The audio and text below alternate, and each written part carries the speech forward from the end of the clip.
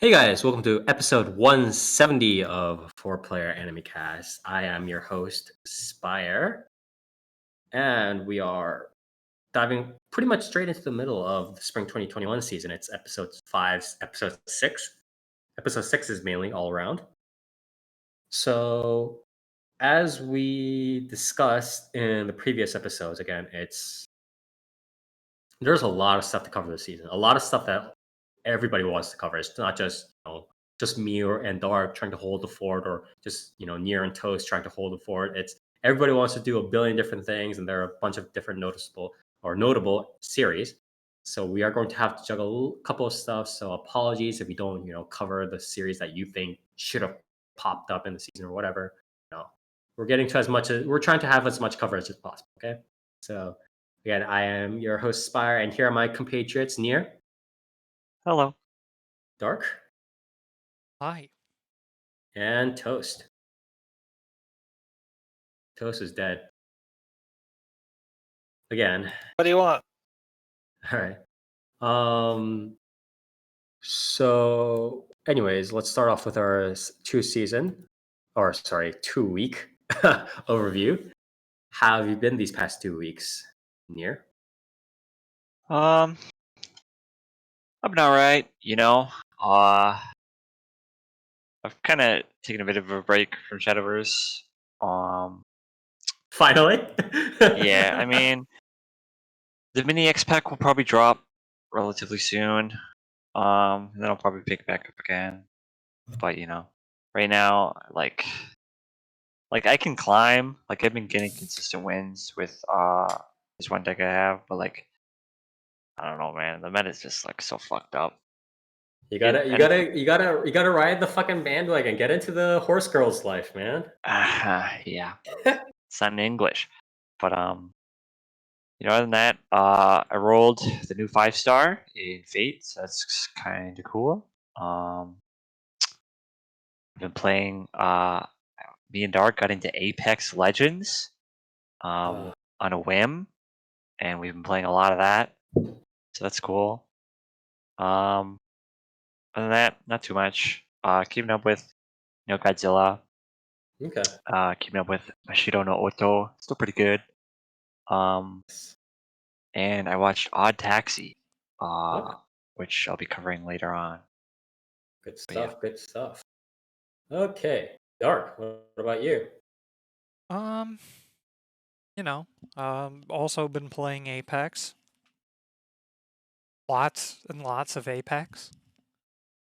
Just like I memed on I that would say game the hard, entire and nation then, of Japan. turns out they made it really good. So, that's been fun. I've fucking been keeping up with most shows. Binge watched all of Invincible today. Fuck that show, dude. Like, here's a quick review of Invincible. It's not good. It fucking pisses me off because there was a lot of good stuff in it, but it does a lot of shit really bad. So yeah, think about the most boring fucking what if Superman was evil, and there you go. There's the whole worse than fucking thing. Injustice? Is there no, literally worse than Injustice, because at least in Injustice it was and by the way, fucking minor spoiler for, I'm gonna call it minor. It's one of the very last episode things in Invincible. Don't let it waste your time. Please don't. Now you can skip ahead if you don't want this spoiler, but if not, here it goes. The final episode, fucking Omni-Man is oh yeah, by the way, the reason why I'm evil is because I'm evil and our whole race is evil and we fucking take over planets. Classic. There was no thing where he was oh, these fucking superheroes were being pieces of shit. He's no, I'm just evil and a sociopath. Wow, What? really exciting twist for evil Superman, that he sees humans as lesser creatures. Never fucking seen that before. So yeah, I do think that's even more boring than Injustice. Oh my god. Fucking terrible. Because there was a lot of cool shit and there were a lot of cool characters. It's like the problem with One Punch Man on fucking crack. Like, it's damn, like, especially because like Omni-Man was cool too and voiced by J.K. Simmons, and you know, and also another part, the fucking gore like doesn't fit the quality of the show. Like, the show is not well animated enough to pull off something like that without it seeming fucking cheesy. But yeah, that's my 2 weeks and my fucking review of Invincible. Don't let it bait you. The thing is though, it's like I don't know. In a sense, right? That sort of people could say that sort of, oh, we're evil because we're evil, let's just fight kind of thing could harken back to how sort of the original comic book premises were, right? Because a lot of these comic book premises were originally just like they have these powers and they do stuff because they're evil and they want to just I whack mean, the people over the problem head, is right? the way But the then show presented itself, though. right, Like, it I mean, it doesn't really present it as a mystery as to like what fucking happened in the beginning, because spoiler alert, episode 1, he fucking like slaughters the Justice League like brutally. But like, you kind of know he's fucking lying. But it's like that's the most boring outcome of him lying. Like, I was talking right. to a friend, and it's like, you didn't decide to do like, he sees these other heroes as like obstacles or like corruptible or corrupted even. Like, you could have done that. Um you could have done so much more than fucking just the most basic premise of evil Superman that you could find. Like, even more basic than evil Superman in Injustice. Yeah, Right. the problem is a lot of the times when comic books aim to do like the evil superhero thing, um they present themselves as a subversion to the standard comic book tropes, right? But I feel like a lot of the times they I don't know if it's inadvertently or not, but like they'll fall into like very old, very simple comic book tropes, like really hard. Like, cause Out of sort of just they call it homage, but then they don't think beyond the homage to enhance yeah, it. it's like well, I have like Superman and he's evil. It's like, well, why is he Bro, evil? yes. Um, because he's mad. Because It's like, Bizarro, well, dude. It's Bizarro, yeah, duh. and it's like, that kind of isn't a good reason. Mhm. You typically need like a good reason. And I personally haven't watched Invincible, but I've heard stuff about it. I hear a lot of it falls into like the teen drama tropes that like early Spider-Man stuff had, and I guess even modern Spider-Man stuff has it too. But do you think? But Can like, I? Sorry, I do you mean, mind if I interrupt? the teen drama parts and stuff, like, they were fine. They had like some good bits in them. It had a yeah, but the decent problem is showing like of like when you have stuff. when you have the premise of like evil superhero or like sociopathic superhero, there needs to be a dynamic on top of the teen drama of like, you know, the fact that there are sociopathic evil fucking superheroes in this world. Well, Like, see, the problem is that it's a big quote unquote reveal to everyone that like, yeah, Omni Man is just fucking evil. But to us, it's not. Um, so it's like kind of dramatic irony the entire time, because they never, because that's the thing. Like, they have Omni Man like try and say like, oh, like the lights went out and then fucking like someone attacked us, so like I fought back, and then like he's saying that, but it's like, dude, we just watched you fucking like crush someone's head last episode and fucking put your fist through another one's like brain. Like, we know exactly what fucking happened. And then they proceed to never make it even questionable that something else, like that there were other things at play. Like, characters bring up the idea of like he was being controlled. but there's never anything to lean towards that. And then in literally Controlled by who? like a supervillain like managed to get in his head or something, like, but they never establish anything else with that. It's just like brought up at like different points by people, and then fucking I don't know. It's just like it's a shame because the teen drama stuff is like fine, and it starts to do like pretty decently with, you know, trying to juggle being a hero and stuff like that. But there's a lot going on because there are a ton of cool characters. But then in the background the entire time you're like, okay, but like Superman's evil and we kind of know that.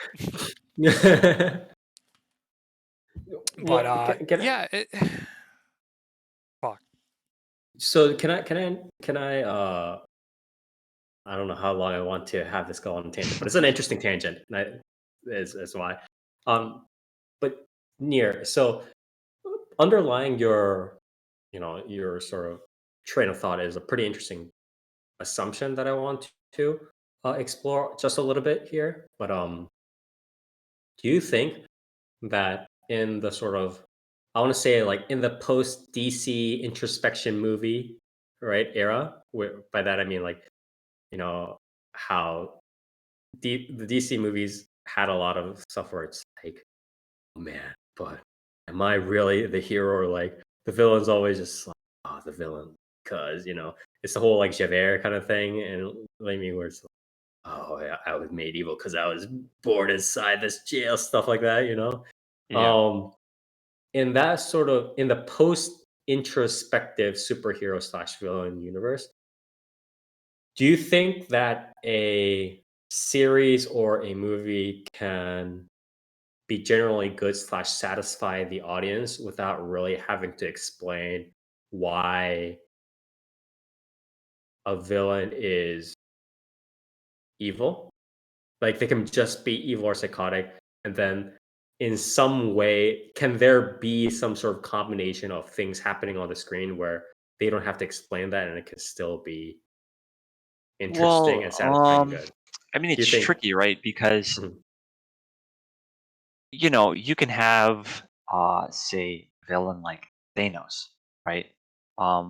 Who, you know, he explains himself and he explains why he's doing what he does, yada yada yada, and the audience can be like, you know, they can understand his reasoning while still disagreeing with him. mhm, Um, and I feel like that makes, you know, a obviously a solid villain, a good villain. People liked Thanos.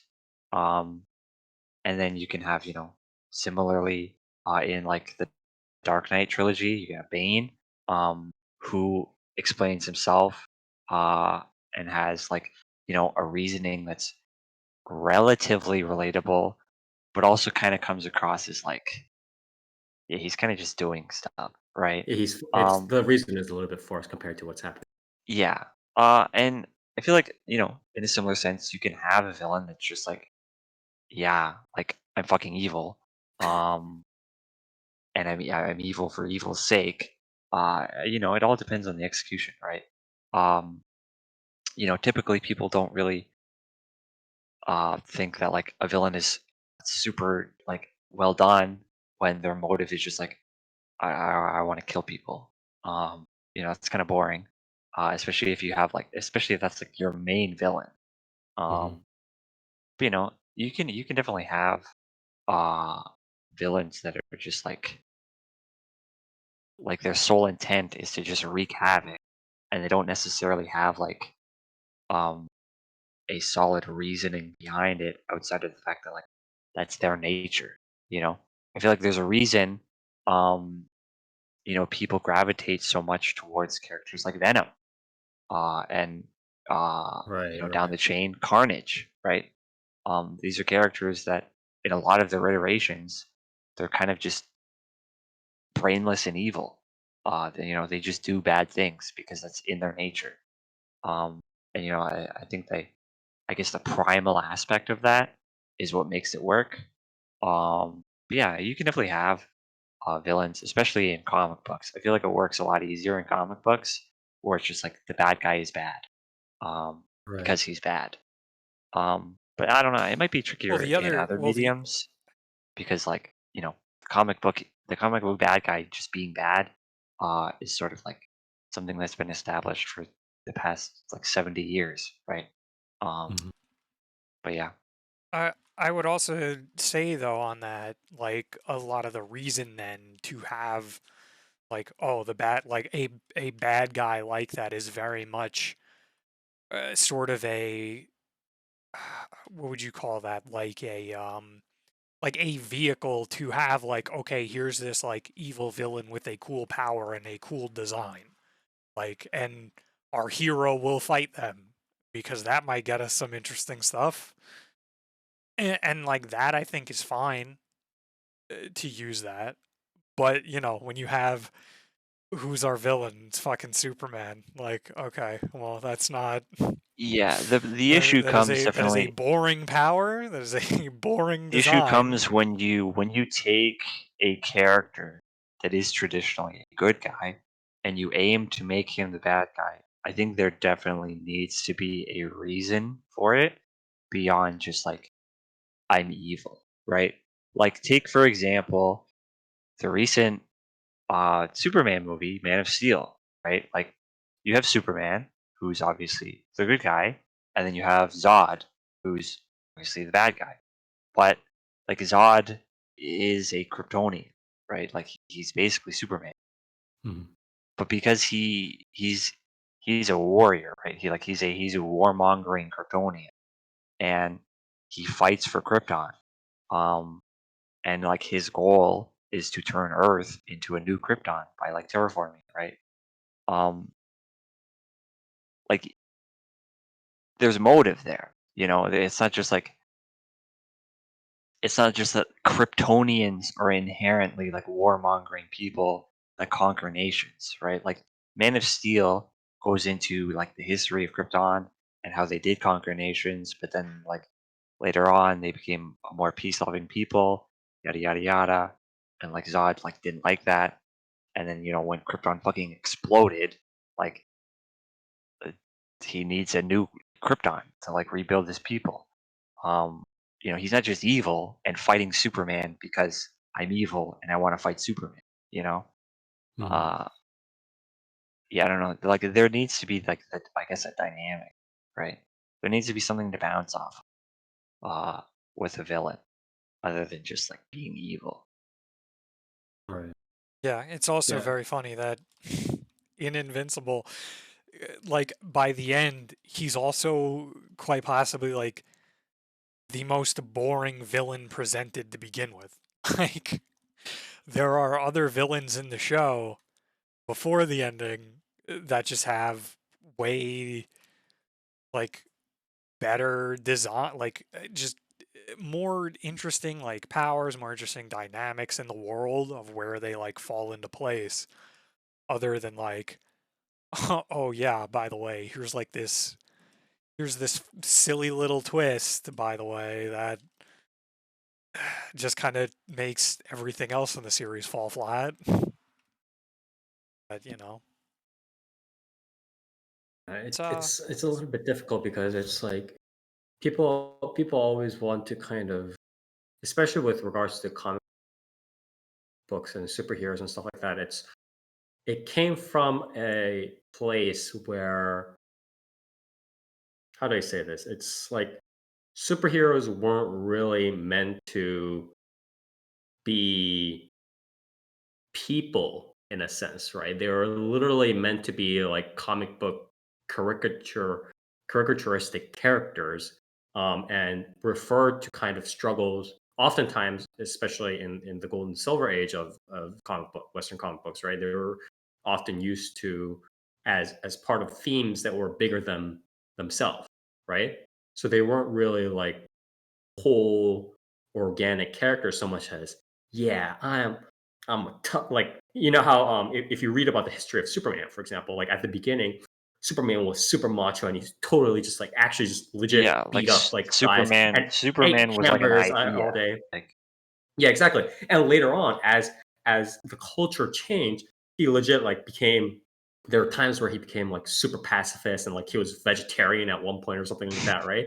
And like he reflected the theme, and it was again like all these superheroes have these supernatural powers, and it was just like good versus bad versus like oh this like bad things happening, let me punch it. And but now more and more we're approaching these superheroes and superhero universes as characters in a universe with superpowers outside of any big cultural theme, right? And that's presenting probably more and more of a conflict, both in terms of the old versus the new, but also the fact that, at the end of the day, these superheroes are kind of dealing with, like villains that are trying to casually cause, mass destruction, and they have to have correspondingly grandiose, uh, villainous morals, right? Yeah. So Yeah.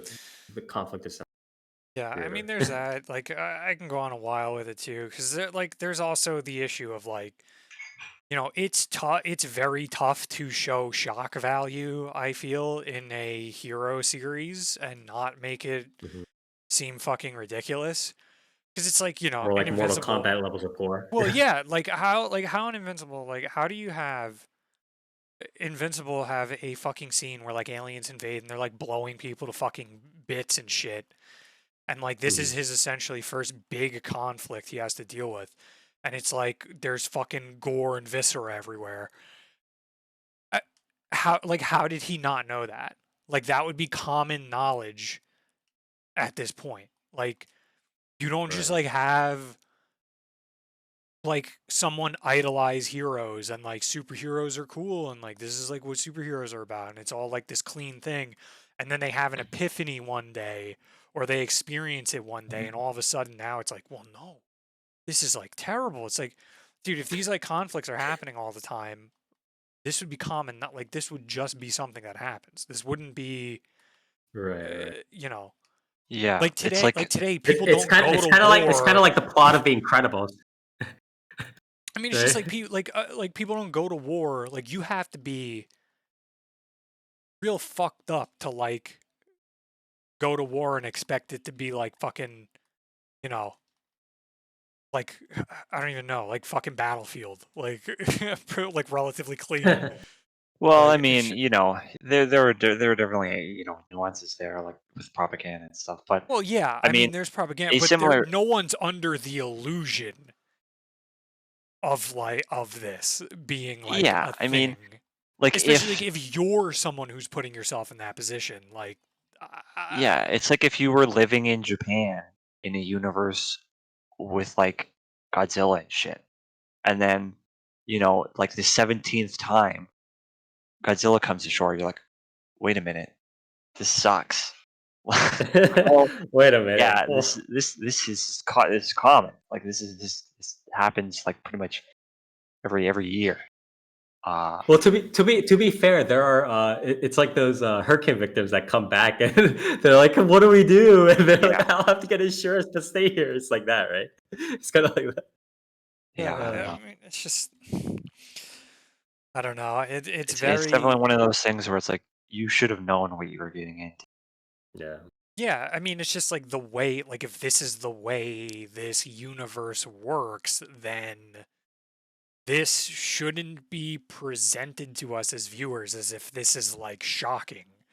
Like you can't Mm. have to me like I don't like the idea of having like a hero like story and you're gonna have shock value gore when fucking and then treat it as if this is like something so crazy. But we're also supposed to understand that this is like the way this works, yet somehow there are still superheroes that are alive to begin with. I don't know. It's just like there are a lot of bits and pieces that just kind of seem like haphazardly like throwing away the potential that this series like had Right. to essentially like base itself around like the gimmick of like what if it wasn't so like fucking clean. It's like, well, Sure, but it's gonna be very difficult to attempt to even balance the two and then make things even remotely make sense. It's definitely a really obnoxious sort of balancing of everything that writers have to do these days with regards to superhero movies. And I don't, you know, obviously at some level they're going to be able to appease, whatever fans of the franchise there is, or like there are superhero fans. There are always going to be people that are going to be happy with a decent amount, but it's like it's definitely hard to justify it, just to balance everything and make a truly pretty great like superhero movie superhero series in general for everybody involved. Yeah, I mean And it's strange. My final statement on that will be, um, I assume the people that really adore this series just simply have not watched The Boys, because everything I know about that. Granted, I'm going to now watch that series. But everything I've seen and know about it at this point, I'm just like, this seems to kind of be doing everything that this series kind of wants to do and just does it more successfully and like in a much neater and more sensible package. yeah, A little bit more interesting that you have someone who's propped up as like, Superman, and the idea is that, this person who's essentially marketed as Superman is not is a piece of shit. And there's behind the scenes dealings and shit like that. Like a little bit more interesting than I come from a planet of villains. like, it's very but anyway. yeah. Anyways, thank you, Dark, and sorry to the listeners out there that I kind of led everybody on this longer tangent. But I just feel like this. I mean, generally, like this sort of topic, I think just in terms of like writing in general, I think this is pretty important, especially just because it's conflict that it's a very modern versus old school approach to take. Yeah, I There mean, definitely is a conflict here. we see things like this in anime. Yeah. Boku no Hero Academia exists. Anyways, sorry for leaving you out in the cold for a little while, Toast. But how has your past 2 weeks been? You guys done Toast? talking about Invincible spoilers? Yeah. Good. Sorry. Nothing. Nothing. Okay. I mean, it happens to the best Callouts of us. had their outfits. That was cool. Okay. They're all Yeah. pretty good. But Are you what was sure Maury's? about I didn't that? even watch Maury's. what? It What was was Maury's like? you like sweatpants and a jacket and a cap. So Slavic. More like street, I guess. Not Gotcha. if you want Slavic, that's Coca. She got the full Adidas package. Yeah, it's supposed to fit her street rapper look, and I'm like, that's cool, I guess. Maybe she doesn't do street rap. Kiara got a farm girl outfit. Good for her. I don't know. Nice hat, I guess. Ina got a giant forehead, and she turned into a normal art student. Gerda got the short end of the stick with not many accessories, and her rigging's kind of jank, but it's still pretty cute, I guess.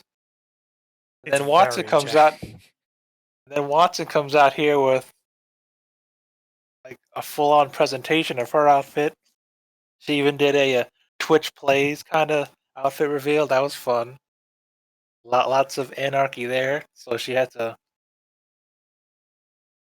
to take matters into her own hands, and her outfit's pretty good. You can The rigging tell on it is really good.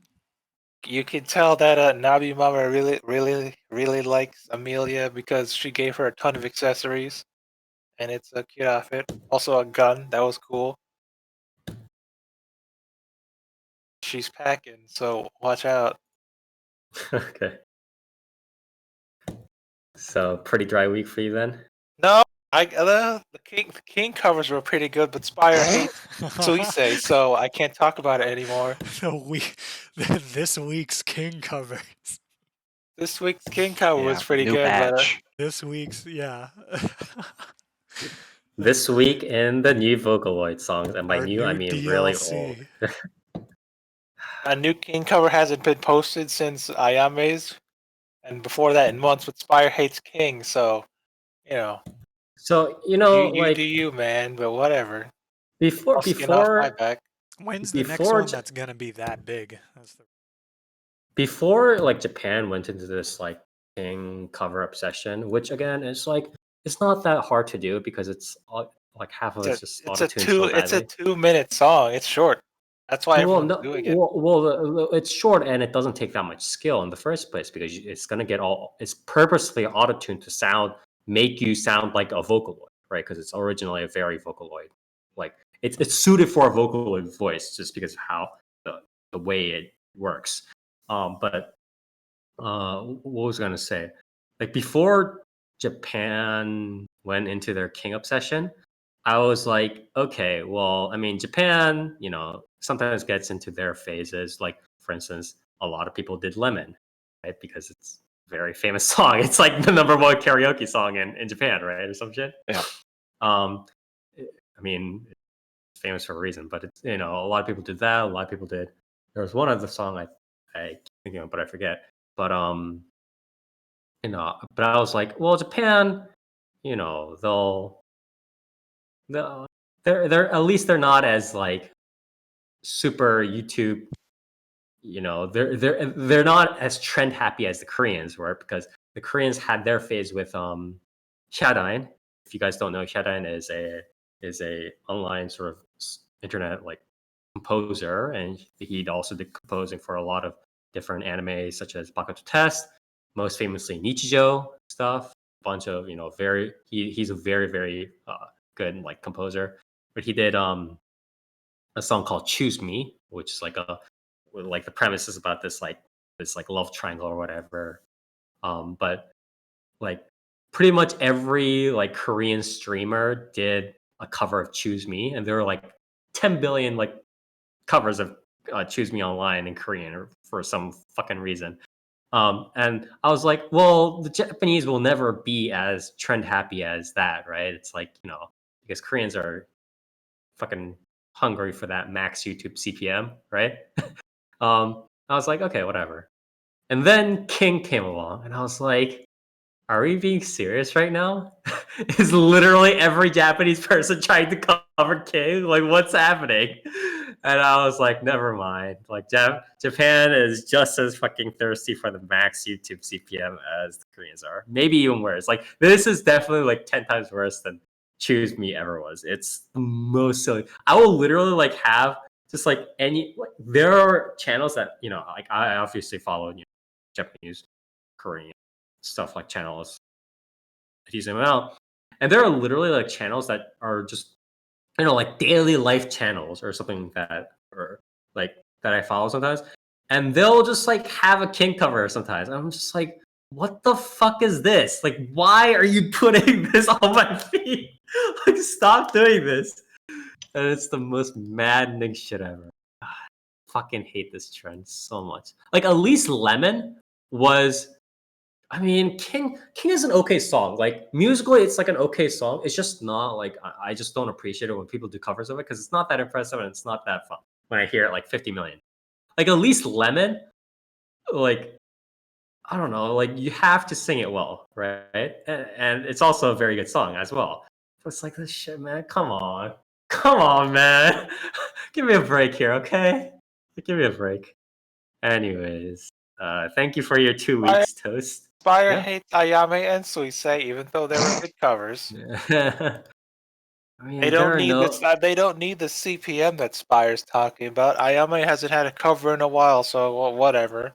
Suisei, she sings King all the time. I don't know. She wants to do a King cover. Good for her. But Spire hates King, so that's his That's his problem, not mine. No skin off my back. I'm gonna have a this might sound like a hot take to Hololive fans, but I feel like there are no real like quote unquote good covers of King. There are only like there are passable. There are two tranches. There are two layers or tiers, I guess, of King covers. There are the ones that pass because they don't sound like garbage, and the ones that are garbage. And Suisa's are obviously because she's a good singer is a passable cover, but just because of how everything gets mutilated in the editing, it's like in the editing slash mixing, it's like it's hard to call any actual cover of like there are people that literally like can't sing for their lives that have King covers. I'm just like, what the fuck is wrong with you? Hey, Like, hey, don't count out Noel's King cover. It's over 1 million views. Fucking Christ, man. Noelle could literally like release a video of herself just like I don't know, 1.4 million. I see it. like Dude, literally Noelle just could release an entire album of her like forgetting the lyrics to songs, and people yeah. would buy it. Like, And literally, if it only had like one like JPEG, and that's like 1 by 1 pixel of her like showing her boobs or whatever, like easily $2 million. Boom, all on the spot. Like I'm eyeing the I'm eyeing Gura's cover of King. She did it with the ukulele, so there you go, Spire. You can't say anything. Gura, the infamous. Yeah, What? she put it's a cappella with ukulele only. So good for her, Spire. You can't refute that. I'm glad that Gura, much What you got, Spire? much like Sword It's Art. not auto tuned anymore. I'm glad that Gura, much like Sword Art Online, will get views no matter what she does. But anyways, Yeah, there was so much fun involved in her costume reveal with her rigging. Good thing I watched it on my phone away from not looking at chat because oh boy, it was pretty bad in there. at this point, I don't know which I hate more, like fucking Hololive fans or like K-pop fans. I guess I would say it's a pretty tight like mix between both. Not gonna lie. I mean, they're both conceptually it's like the same shit though, right? Like, but The anyways, main problem stems with the people that only watch Gura and nothing else. It's always them starting problems with everyone else, and I'm like, well, I'd say they're a big not my problem. I would say problem. they're the main problem. I want to say that. But anyways, moving on to My actual. favorite Gura, what is it? Shrimp moment is when they went to Fubuki's stream when she was streaming, and they were like, "How does it feel to be surpassed by Gura?" And I'm like, "What the heck are you guys doing? That's that's that's not good stream etiquette. Period. That doesn't have to do anything to do with VTubing." And I'm like, ugh. I mean, you knew what you were getting into when you when Why the is it gotta hall. be like Gura's half of Gura's viewership is children? The Fortnite babies over here. You knew what you were getting into when the Hall Life people were getting involved. But anyways, that being aside, let's get into things. Toast. What do you want? What do you have for us today? Meme reviews in 3 minutes. What do you want me to say? What do you mean? What? Could you review your series, please? Which one? I watched like the 3. uh the series that you said you were going to cover this week, Kurogal? sir. I forgot. No, you said Battle Athletes. Oh, okay, that one. I watched Battle Athletes Victory Restart. Yes. I actually thought that you would cover this one. Why'd you think that? Because this seemed right up your alley. Not gonna lie. How so? I had a feeling this was right. Because it's like a silly kind of sports quote unquote series, except not really. But then at the end, they just has the girls doing crazy stuff. So you like these kinds of things, right? Said I did. I don't think anybody said. I think it's your previous. You just said I'd like these series. Who said that? Name didn't. me I another don't. series like this that I've reviewed before. Keijo. Oh yeah, okay. Right off the top of my. But yeah. Anyways, keep going. Well, yeah, So. I would have done the rock climbing one, but Dark took it from me. Anyway, what was so? Yeah, Battle Athletes restart. You like space? Space? What is it? Space Olympics? You That's what like this Space is. Olympics, kid? Space Okay. Olymp or what's the male version? Mr. Universe? Yeah, right? Is it Mr. Universe? I am unsure of what the Space Olympics are, so It's the Spire, do you know what the Olympics are? yes, but I've never heard of Space Olympics It's before. in the Olympics in space. Oh, all right, you're talking about just in this fucking anime, right? Yeah. I thought you were talking about like that, like a real version of it existing. Okay. Anyways, going. So it's about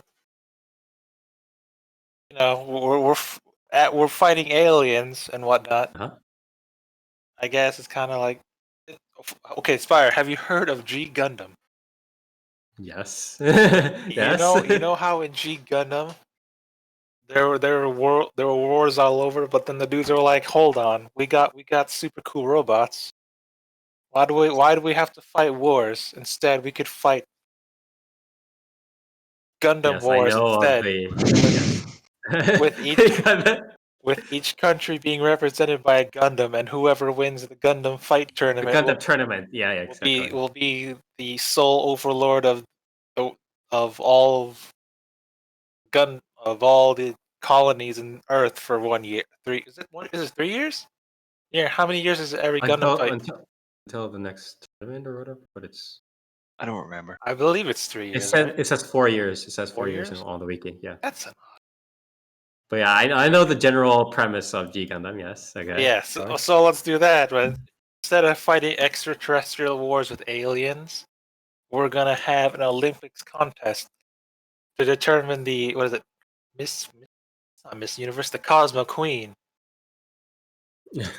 So yeah, whoever becomes the Cosmo Queen becomes, I don't know. They never really say what the whole point of being Cosmo Queen is. Is it Miss Universe ish? I guess. What's the whole point of the Miss Universe pageant? Like, does Miss Universe actually You do anything get with her to power? rule the universe. Yeah. Well, okay then yeah, sure. So with the Cosmo Queen's power, they can rule the universe and do whatever they want, I guess. So you got people from apparently different planets competing for the Cosmo Beauty title. Apparently, you can tell. Apparently, Pluto's still a planet in this. Does she not? Is it? Is Pluto still a planet? No. Oh no, it No, is it's not. a Yeah. moon. Apparently, one of there's a Pluto is what a war ravaged planet, and one of the competitors is a doctor. I don't know what that has to do with anything, but yeah, Pluto. They have a Miss Pluto uh, competitor here, and then there's Venus, the moon. Sure, the moon's an alien race too, and I don't know, weird. But yeah, I was expecting like weird alien races competing against the human race, but no, they're all just girls, normal human girls, I guess. One of them's got prosthetics, so that's cool. Where am I going with this? Oh yeah, so the main character. So I'm looking at the wrong one. Uh, uh, the main character is a potato farmer, and then some alien. A potato farm. Yeah, Okay, keep going. and then she's potato farming or doing whatever. Then some alien crash lands right in front of her, and it's some sort of dying alien. Dying alien's like, here, take this ribbon or whatever, and become Miss Cosmo Queen. She's like, oh, okay. And that's literally why she wants to become Miss Cosmo Queen. Because some dying alien told her so, so I don't know. I guess she's a Green Lantern now. Because every morning after the alien crash landed, she sees the ghost of Dawn, which is apparently a hologram of the alien, but she doesn't know it. So she's being haunted by the ghost alien, I guess. And then she enrolls into Space University and competes against the other girls for Space Cosmic Queen power. That's the series so far. Yes. So what's So, your but general yeah, views on what apparently I found this out by being suspicious of something, and I was confirmed right because what? my intuition is beyond the capacity of normal humans. Okay. This looks like a '90s anime, and lo and Okay. behold, it is, because in the '90s there was the original Battle Athletes. There was an OVA, and then a series, a reboot of that series called Battle Athletes Victory, which I skimmed through it after watching all five episodes of the currently showing Victory Restart, and I was like, huh, this is pretty good. So yeah, Okay. Battle Athletes Victory Restart is a sequel, I believe. I believe a sequel to the original Battle Athletes Victory, because it's not. It's somewhat implied that the main character, what's her name again? Kanata Akehoshi, is the granddaughter of the main character of Battle Athletes Victory, Kari Kanzaki. You can see her as Miss Cosmo Queen, but with her face blurred out alongside the other Cosmo Queens of past, so that's cool, I guess.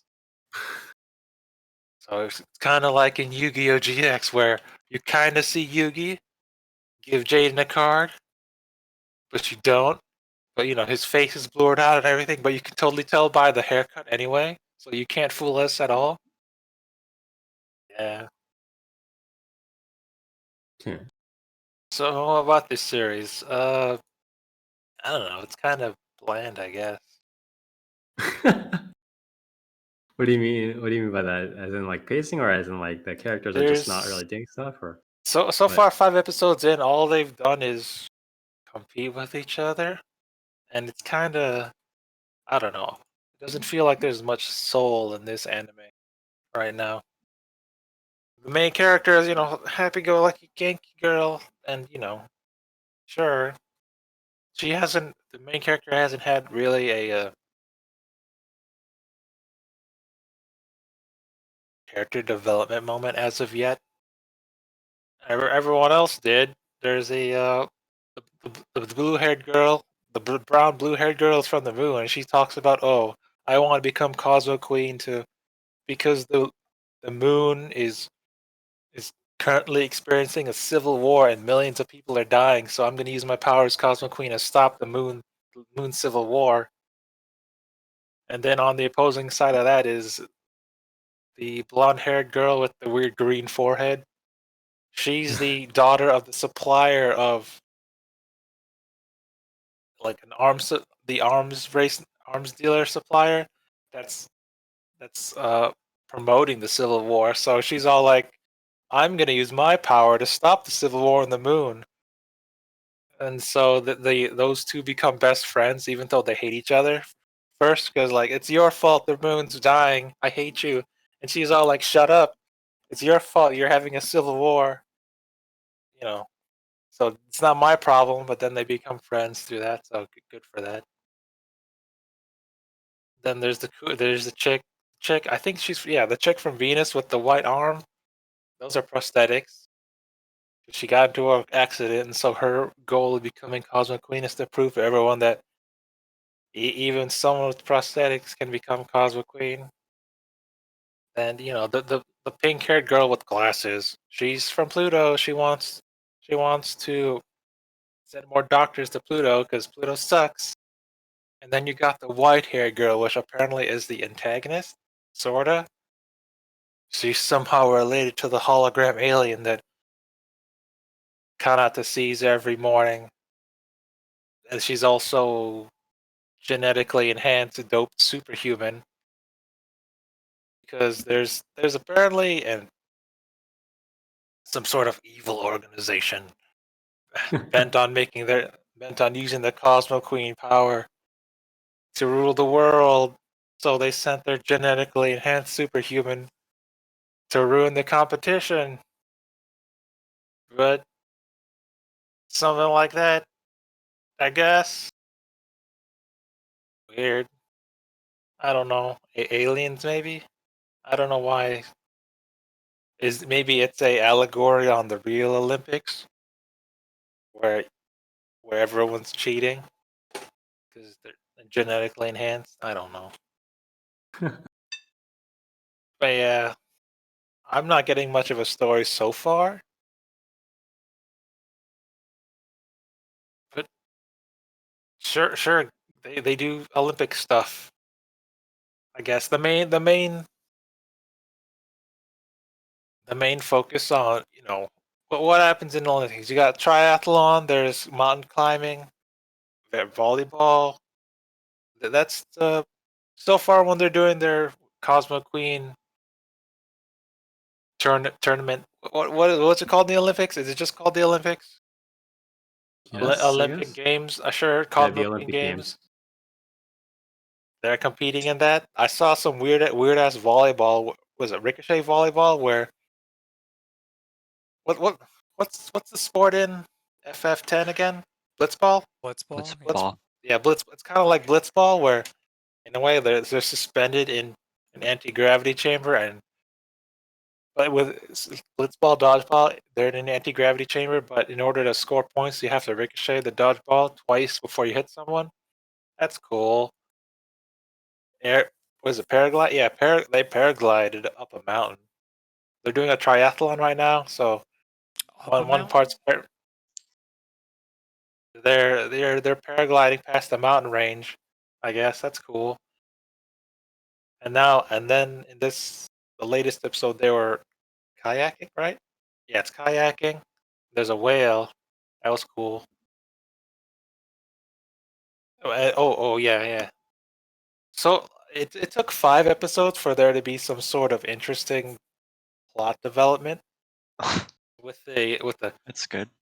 white haired girl. Oh, she's too perfect of an athlete. She's so perfect. She has this. What is it? What? Okay. Well, I don't know what they call it, but I guess I'll just refer to it as the perfect glow. Because when she was kayaking, everyone else was out of breath, but she wasn't. She wasn't even breathing. She had this perfect golden glow about her, so made her Is the she a perfect fucking athlete. robot? That's what everyone thinks. They're like, "Is she cheating? Did they send us a weird robot?" And then Kanata's like, "I don't think so because I think she's the weird ghost girl I met in the past." Oh, they're like, "Oh, I guess she's not a robot then." And I'm like, It's "What? She's just a a Really?" ghost, ghost. not a robot. That's still Yeah, cheating. because that's the thing when there was the meteor crash that nearly hit her, there was an impact crater and all that. So when Kanata was little, she was like, I'll go get help." Then when she went to get help, there was nothing there. That's why it's kind of a ghost thing. I don't know.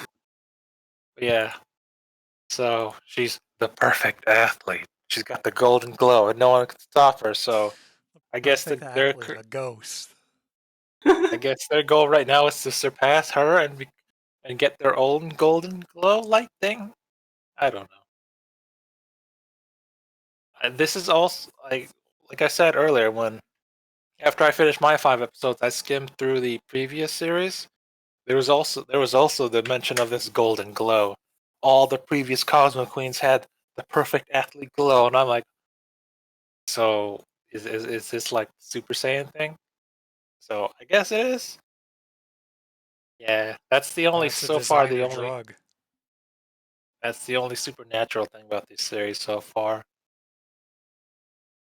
The perfect athlete glow.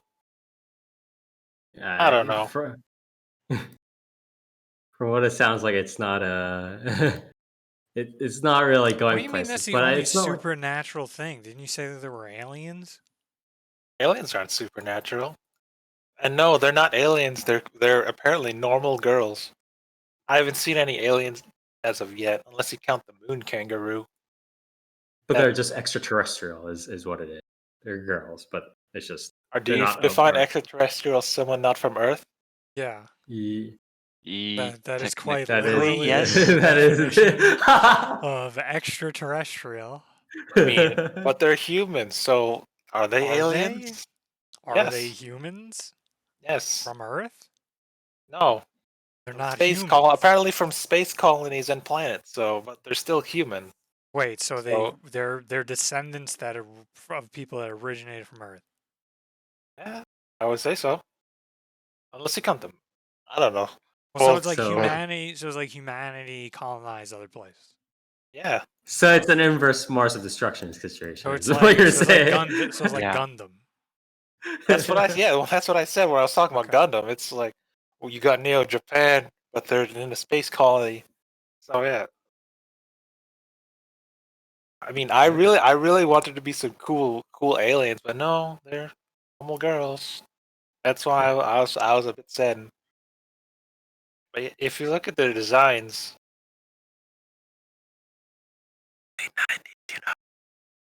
that weird hair Kanata has. I keep saying Akari because Akari is the main character from Victory, and she has a similar hairstyle to Kanata, except she has two ahoge. Is that ahoges?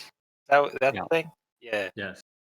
And then there's another character who's also blonde and has a weird green thing on her head. It's also from the previous series. Lunarians apparently have blue hair and brown skin. Also, and Pluto Girl, I don't know. I don't remember. I guess it's also looking similar. You can tell they they ripped off the previous series with their looks. So it's not good, I guess. What about whatever?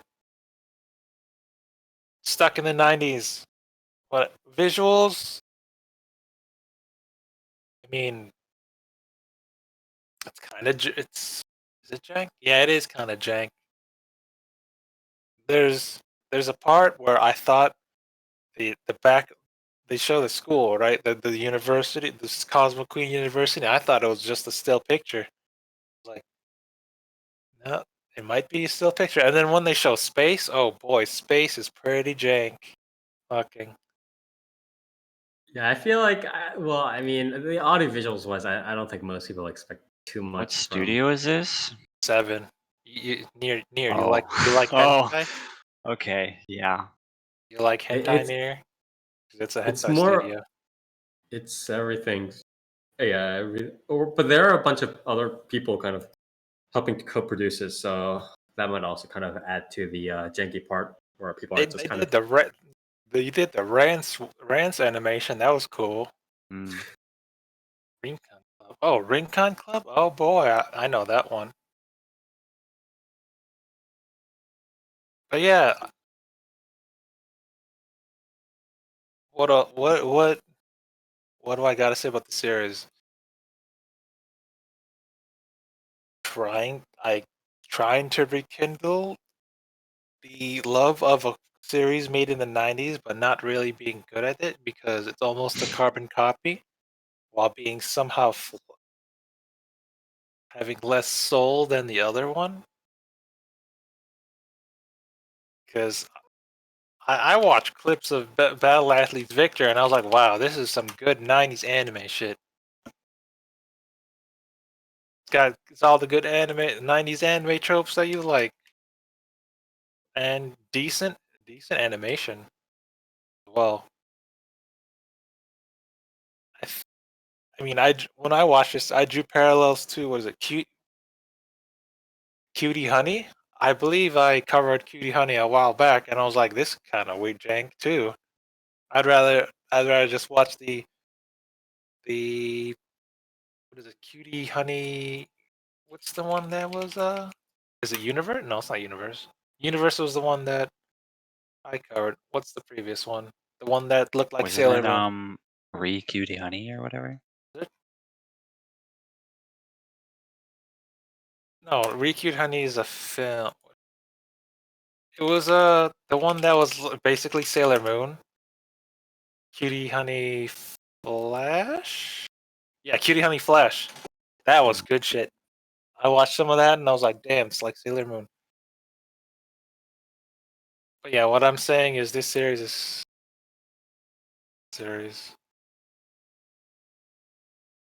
I'll recommend Battle Athletes Victory. That's good. That's good stuff. Yeah. Kanata, you suck. I'll rate it a 6 out of 10. I'm not impressed by it. I'm more impressed by Battle Athletes Victory. Just watch that instead. It's good 90s anime. Sakura Tyson. What's wrong with what's near? You watched Sakura Tyson, the new one, right? The new one? No, I Yeah. did not. I heard it sucked. Yeah, I heard it sucked too. Why are you trying to rekindle good 90s anime? Well, then that sucks. Is it CC Money? Is it though? Yeah. I mean, I heard the Soccer Wars game was good, but the what is it, Shin Sakura Tyson? I heard it was bad. How dare you? Would I've honestly preferred just a reboot of the previous series and not, oh, this is my granddaughter. Hard to say. No, I'll say no. They would have messed it up. Yeah, just watch the original Battle Athletes Victory. Not the OVA, the 24 episode one. Yeah, this is gonna be like 12. This is no way. This doesn't look like it's gonna be good enough for 24 episodes anyway.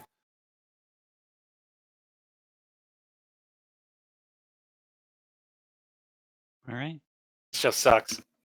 6 out of 10.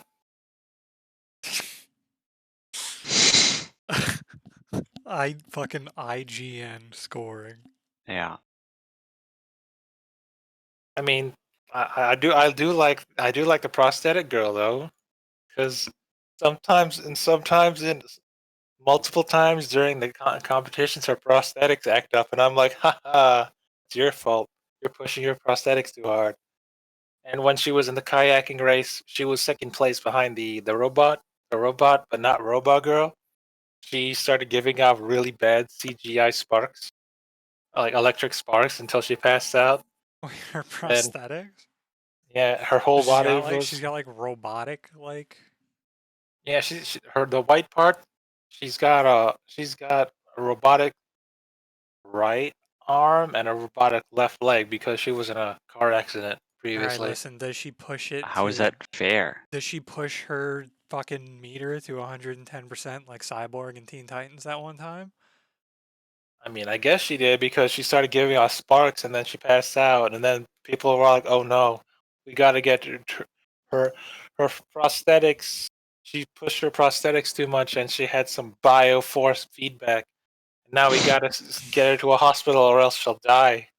What does that mean? That's cool. But yeah, the whole point about that's what I was thinking too, Nero. How are these prosthetics legal? Does it explain it at all? No. Because they're linked. They're don't linked worry to her about it. body, so she can't exceed her true strength anyway. Yeah, because there was one time at the vault, or is it the dodgeball game, where she was like, "Akari, my prosthetics are failing me. You gotta solve this." And I was like, "Haha, you suck." No, I thought that was pretty hilarious. Because is her character art like, "Oh no, her character arc was all like, "Oh, I'm gonna be Cosmic Queen," and then I got into an accident. But now I have these prosthetics, so I'm gonna become a Cosmic Queen anyway. But then her whole character, like her characterization, is my prosthetics have failed me twice during these Cosmic Queen games, and that like is that her shtick now? Surely My it won't happen again. well, those prosthetics suck then, because Should just like get regular ones. I mean, if a human being gets tired, it's not like their arm will explode. Risk damaging her heart and blood vessels if you overpush themselves. Or is it?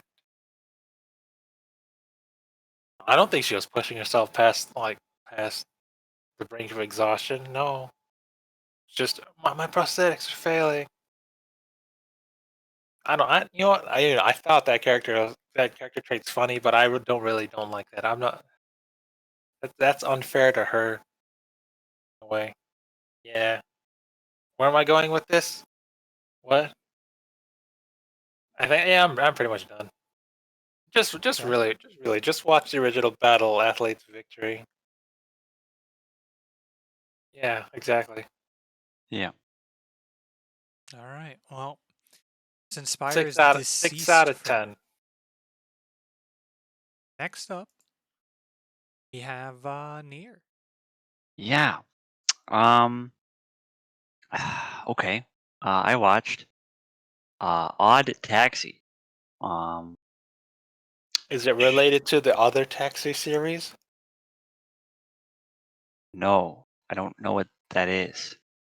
The other Taxi related shows? Cash Cab? Is it related to Cash Cab or Yeah, No, it's okay. no, it is Yeah, not I a think. Cash Cab spin-off. Um. is it No. related to the what is it? Naked Taxi? Is it All right. was Well, it Naked Taxi? how do we push for a cash cab crossover where they get into the cab and the driver's wearing a full manatee suit? Yeah. I'm pretty sure the guy that ran Cash Cab got in like legal trouble or something. I think he hit Yeah. What did he somebody. do? He hit Yeah. somebody, Oh, right? I what during think a Cash he's. Cab? Oh no! I No, don't. I don't think it was don't during think it was one. during cash cab. I think he was drunk driving. Yeah, but yeah, Odd Taxi is a Studio OLM. Studio OLM, huh? Yes, Studio OLM and Studio PICS.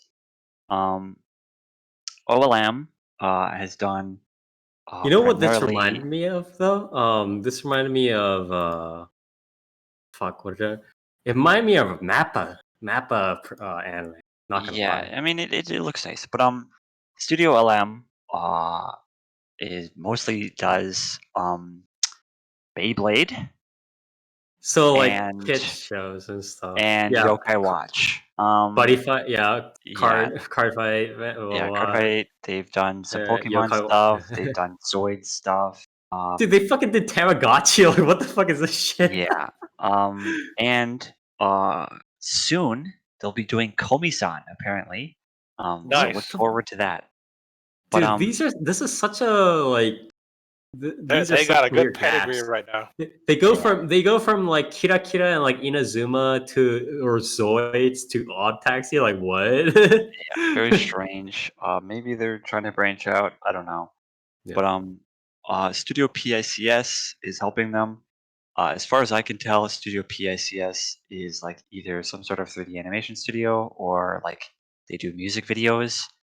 Uh-huh. I'm not too sure. As far as I could tell, Studio PICS probably did the OP, the ED. Maybe they helped with some of the CG. I'm not too sure what their involvement is, but it seems to be largely OLM. Um, Okay. the series itself is a mystery series. It's a pure mystery series.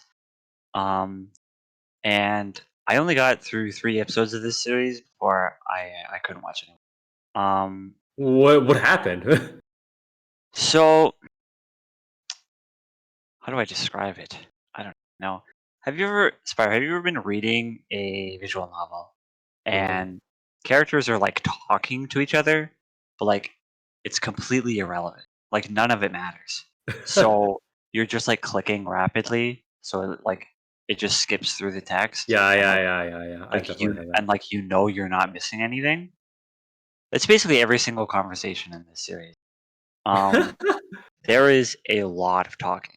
This show is basically only talking, which Okay. is, kind of what we expected because like Mm-hmm. our initial thoughts was, but it was generally just a series where it's uh, like chill stuff with like the taxi driver doing his job, and then the mystery stuff was kind of like just his interactions with his passengers, yada yada yada. Mm-hmm. No, it's full blown mystery series. One of those mystery series where like there's like 80 different characters, and like they're all talking to each other, like, and they're all like crossing paths somehow inadvertently. The problem is they're all really boring, and it doesn't help that I don't know if like the voice cast was told to be really monotone and emotionless, but they're really, really monotone, and it's hard to sit through. It's called Um, being natural. yeah, like i- I wish I could say that the conversations were natural, like they were just casually speaking, but they're not because like the script itself is really stilted. Like there's a part I think in like the first episode where the main character, the walrus dude, like he goes to see his doctor for some shit, and Okay. like they have this truly bizarre conversation about Bruce Springsteen. And it's like, What? Wait, Bruce What? Springsteen exists in this universe? yes, I don't know how, but That's but he does. like it's like that time where what is it? It's like what is it like? It was in like one of the Star Trek movies, and they were like doing some like escape scene, and then like they made this cheesy reference like, "Oh, turn on the classical music," and then it would end up being like rock music from the '80s or something shit like Yeah. that. Um yeah, there's a lot of really weird, like just out of left field references in this, and they come off very stilted, like very forced in, like Mm, really unnatural stuff. terrible. But yeah, so the base premise, I think, I'm not too sure because the series doesn't really like talking about the mystery aspect of this mystery series. Um, but there's a girl that went missing, and apparently, at some point in the night that she went missing, she was in the taxi of the main character, and so this cop, uh, this like dirty cop apparently comes to the main character. He says, "I need the like flash drive that's in your like taxi cam." Um, he takes it. He says, "Don't go to the police, or else somebody might kill you." Uh, and then Okay. that's about as far as it goes. At least in the episodes that I could stomach, because the first episode is basically just like conversations that don't go anywhere. The second episode is like this weird, like maybe romance thing between like the main character and like some nurse. Uh, it's like the alpaca chick. Um, and then like the rest of the series is just like random conversations between all these characters that like they don't introduce these characters very well. Um, and like it's just boring. Like it's really hard to sit through. And the third episode, the entire third episode, all of it is about some random side character and how like when he was a kid, he stole his dad's credit card to bid on like some one of a kind eraser, and like he got outbid to the point where he had to go up to like 100,000 yen. And then his dad beat him, and then now when he's an adult, he's like addicted to gotcha games or some shit. Um, and then like Is there one, supposed to be some sort of like central or at least like individual themes in each of these? What's going on? I don't know, because like the episode, like it keeps going. It's like, yeah, he's addicted to gotcha game, and then like the game that he's like addicted to, this game he's playing, he looks at like the top of like the rankings or whatever, and like the guy that's at the top of the rankings is the same guy that was like outbidding him for the eraser somehow. I don't know fucking how, but What? um so like he's doing this shit, like he's spending all this money in this gacha game, and then like he pulls like some like SSR like bird or something that he really wants, and as soon as he pulls it, the main character in his taxi like almost runs him over basically, and he drops his phone into like a puddle of water, and then like when he gets his data restored, like he opens the game again, and then he doesn't have the character. Which, first of all, that's not how the game works. It's not how any gacha game works. He But forgot anyway, his. He wasn't able to transfer his FGO account, dude. yeah. But like after that, right? Um, he goes to his apartment, and like his bird is dead or some shit. And then he goes to bury his bird, and then when he like digs up in the park, he finds a gun that earlier in the series another character like buried. Um, and then like the episode ends where he's like this character that they have spent the entire episode on is like, I now want to kill the like protagonist, the main character, the walrus dude, and that's it. Like that's the entire episode. And at that point, I was like, I'm done. Like if you're gonna spend an entire fucking episode establishing that this dude has like a gambling addiction, which is something you could do in 5 minutes, really.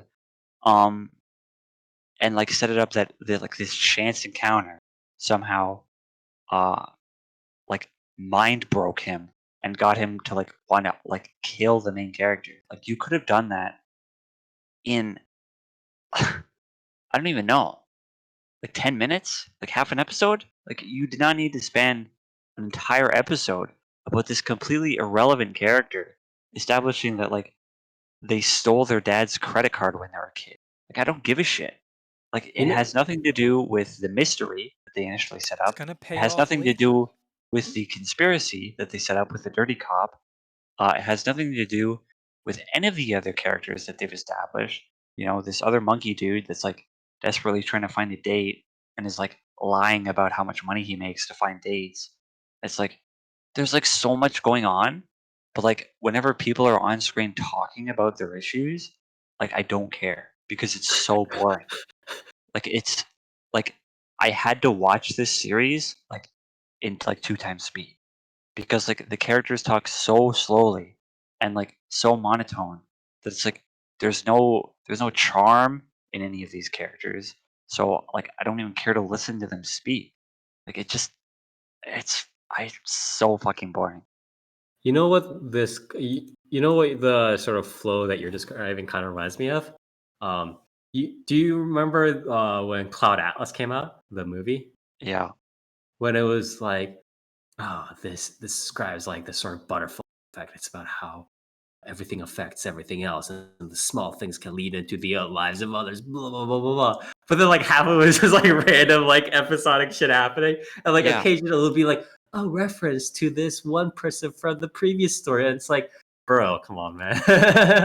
Yeah. I mean, I get what it's trying to do.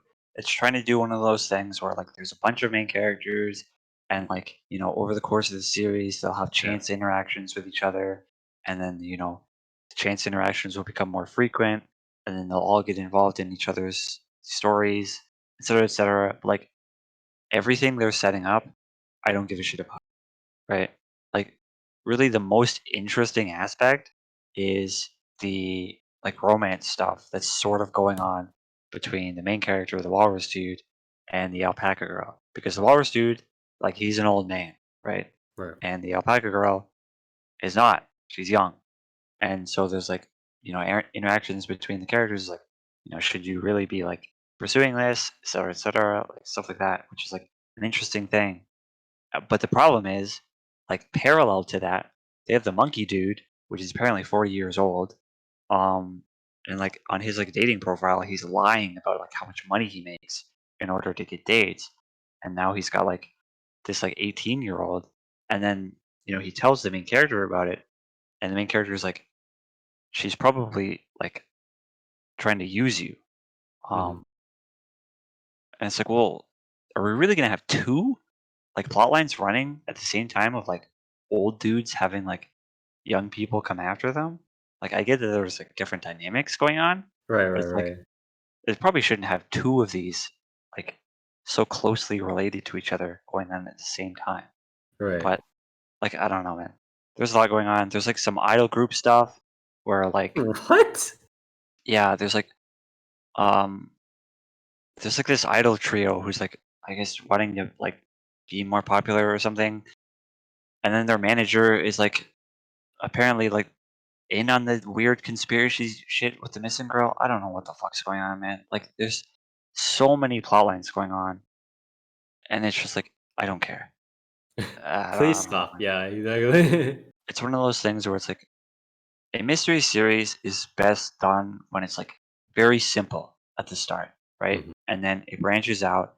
There's more stuff going on than what more than it appears or whatever. Um, you don't like set up a mystery series by being like, yeah, there's this missing girl and there's a bunch of conspiracy stuff going on. By the way, here's this other character we're gonna spend an entire episode on that has not shown up at all. And now he wants to kill the main character because like he almost ran him over in like Right. some random chance meeting. And by the way, there's still all this other mystery shit going on. There's all these other character motivations and character stories going on. It's like, dude, like, pick something. It's so insane. Right. But It's very Don't worry, unfortunate. Near. At the last episode, everything will be interconnected together. Just like how it happened with Paranoia Agent. And I didn't like that at all, but it happened. yeah, That's but it sounds like it's supposed to be all these meaningless side quests. They all have some meaning in some way when you put them all into the big picture. So far, it seems like yeah, I they mean, haven't it's revealed anything fine. about the big picture. It's fine to have like episodic character stories that like tie into the sort of the main character's like ongoing thing, and like there's messages or meanings in these stories. But the problem is like the reason I stopped is because they spent an entire episode on this one character's like life story, and like there was no message in it. There was absolutely no meaning in it at all, other than to set up the fact that like he has a gambling addiction, and this one chance encounter with the main character where he like almost ran him over and dropped his phone, uh, made him like a homicidal maniac. Like, you don't need an entire episode for that. It's Right. insane, and it like it achieved nothing. So yeah, I mean, I had to drop this show because like it's boring as hell, which is unfortunate because I was looking forward to this show. Like the premise was like decent. It was okay. Um, the style was cool. It had a lot of charm to it, and I don't know. It sounded like it had a lot of premise. And unfortunately, like I started up the first episode of this, and I was like, damn, this is gonna be good because the first thing you see is the opening, which is like really really slick. It's got a Mhm. nice track. It's got a cool art style. It's got good animation, and then like it's just like boring for the rest of it. It sucks. It's, the unfortunate thing was, we all kind of thought that this would turn out. I mean, obviously, it sounded a little bit funky, but we thought it ended up funky in the better way, right? But it's really unfortunate that it kind of, how do I say this, flopped the way it did. It kind of tried to become too funky for its own. I mean, it was more of the bong pipe kind of funky than it is the sort of, um, you know what I mean? It's not a cult classic, the least.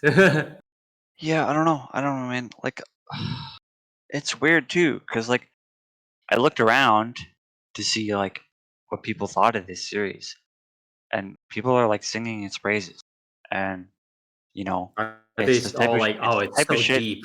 Yeah, it's the type of shit you'd expect where it's like, oh, it's got such a good atmosphere, and the characters are like so nuanced. And it's like, no, dude, like they're just talking. Like they talk for very long amounts of time. Because it doesn't really make them deep. Like, I don't know, man. It's really disappointing. Again, very unfortunate that it fell into that hole. Anyways, thank you, Nier, for helping to cover Odd Taxi again. One of the series that Don't worry, Nier. It'll all make sense in the final episode. I can guarantee it. one of the series that we kind of look Yeah, forward they'll to. have like a dozen different flashbacks and like fucking. Yeah. There will be a narrator's voice in the reset your background. Yeah. tone. Yeah, you see, when you turn the corner of this one street, 7 days ago, actually, I was there and I saw you with this other character, and they actually had a gun to the back of your head, but you didn't notice. So actually, they're the killer. It's like, oh my god, I don't care. Shit. All right. Anyways, thank you, Nier, for helping to cover Odd Taxi again. Very unfortunate that it turned out this way. Can't all be successes, I guess. And with that, I'll go next here, and I have another sort of thing that I think a decent amount of people were looking forward to if they were a little bit more in the manga world, and that is what is it? Hige o Soru, そしてJoshikousei o Hirou, also known as Hikihiro. After being rejected, I shaved my beard and took in a high school runaway, also known in short as Higehiro. And this is a light novel series by Shimesaba and illustrated by Bota. And so it got an anime recently, obviously, by Dream Shift, relatively new company in terms of anime production front. They recently worked on Jack character Tomozaki-kun, I believe, bottom tier character Tomozaki, and one other thing, some like small stuff. And this is pretty much more or less their second major production project. And again, it's romantic comedy stuff. One guy, a bunch of girls who are falling in love with them, a slightly more mellow, slower pace, and not just like everybody popping out of the woodworks and being like, "Oh, fucking, go out with me," stuff like that. But a little bit down in terms of tuned down in terms of atmosphere. Audio visuals, a little bit. Was that really part of the? Is that really a focal point of the series, though? You could just hand wave that off. What do you mean? In my opinion. Ran with what off? You're treating it like it's some sort of harem anime premise, and I don't see that. No, it's pretty harem. It's pretty harem. I mean, it's at least a love triangle, and there's another girl that's in there, and not. I mean, they're like three girls, but they're pretty actively vying for his attention. So it's not really. I mean, but yeah. So what was I gonna say? Audio visuals. I mean, the visuals are pretty decently clean for what they are. Not too many frames, but I don't like the sort of, how do I say this? I'm not sure if I like the palette / shading that much. It's a little bit too. I'm not a huge fan of the lighter of how the skin tones work out. To be honest, the audio isn't, the OST isn't much to write home about. The cast itself is pretty, a bunch of veterans. It's Kazuyuki. What is it? The older office lady is done by Kanemoto Hisako, very famous. Ishihara Kaori doing one of the side characters, stuff like that. And obviously the main girl, Ogiwara Sayu, is the people who have voiced her is like, in the initial commercial, she was voiced by Hayami Saori. And then in the later commercial, she was voiced by Toyama Nao. in the audiobook, the audio CD, she was voiced by Uni Shisaori, and now she's voiced by Ichinose Kana. So she's voiced by like pretty much like every A-list voice actress under the sun, I think, at this point. So it's a very competitive lineup to say the least. But yeah, pretty much all veterans kind of bring up the rear. The premise, as might be guessed from the title, is the guy is an office worker. He gets rejected by this office lady that he had a crush on for quite some time. He's depressed.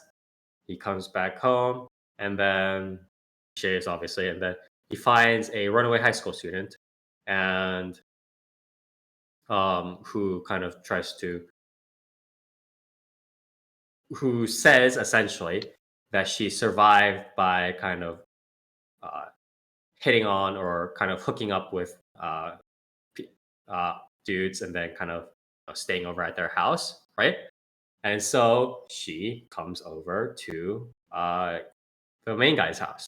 The main guy is like, "Yeah, I'll keep you here, but since I'm not a terrible person, and I'm also not a pedo, I'm not going to fuck you," right? And so he lives in. What a good guy. Yeah, we'll see about that, buddy. Yeah, we'll see about that, buddy. We'll check in. Yeah. We'll check in 11 FBI. episodes. Yeah.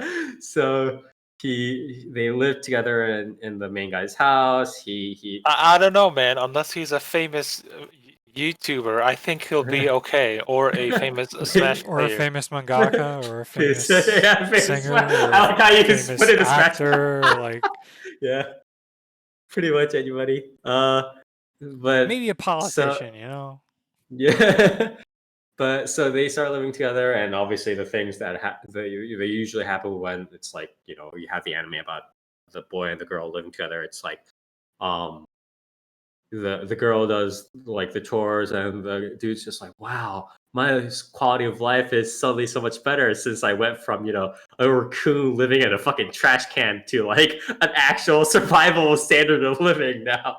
Now that the girl is doing chores for me, and now it's like, oh, all these things have changed, and now I'm becoming nicer, and all this thing, and the girl is like becoming less, of like a stray cat, and more just like gentle and domestic, blah, blah, blah, nicer to him, blah, blah, blah. The standard things that happen, right? Living under one roof, blah, blah, all these changes. And then, what is it? Then the complications start happening where it's like the police woman get involved. Yeah, the police Then the start setting his feds get spies. knocked Yeah, on the yeah. But what is it? The OL that had previously rejected him comes back, and she's just like, I might actually like you. She gets kind of jealous of like him, kind of No, implying that she might be in a went to high relationship, school whatever. once. Yeah, I also got a GD. Technically, I was in high school, and now I'm not. I already had that phase, sir. But what is it? Yeah, so she starts trying to vie for his attention. There's sort of that love triangle going on with the whole, the OL is kind of jealous in a sense, and then the young girl is just like, oh man, this is who you had a crush on. She's all pretty and stuff, and well, I guess I'm just a fucking bird and blah blah blah blah blah, and all that sort of drama happens. And then of course there's a third, yeah, and then there's the third girl at the guy's office / company, that is like his junior, but then she's also in love with him, and obviously the author's just like, yeah, I just added a third girl just to lighten up the mood and have a third girl because why the fuck not?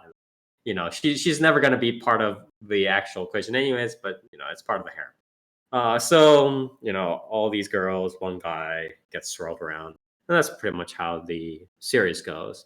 I don't think there's not too much to write at home about, but I do like the what's interesting is like, well, I'm not sure if I would call it interesting, but recently these days I've noticed kind of an upturn in the pacing of these sorts of like rom-com harem series, where it's like it always has to be just in terms of like keeping the interaction like fresh, quote unquote fresh, I say fresh, but it's like it has all the freshness of serving carbonara for the 50th day in a row. But in trying to keep these interactions fresh, what's happened is like they've turned up the pace of these interactions, and it's like the girl always has to be caught in something and caught in some trouble, and the guy always has to help her out. Or it's like the love triangle always pops up, and it's like they're all talking to each other. Or like there's another challenge for the guy to do, and the guy and the girl always goes on this date, and then the other girl interrupts, and blah blah, blah, and it's boom boom boom boom boom boom boom things event. That's sort of happening, right? This series sort of turns it down a little bit, both atmosphere wise and pacing wise. So it still has like its episodes, but I think the slower pacing kind of, I don't know, it's a refreshing change in a sense. It's not obviously super uncommon or that, but I do like a little bit of a break from the hectic, like, oh, this girl is gonna interrupt now. Oh no, this girl's just, oh no, that girl got her cat stuck in the tree, and now the MC has to go help her, and that raises the social, like, and blah blah blah blah blah. Sometimes you need to take a break from that. Kind of reminded me of a little bit more of the dramatic pacing of Yesterday Utate.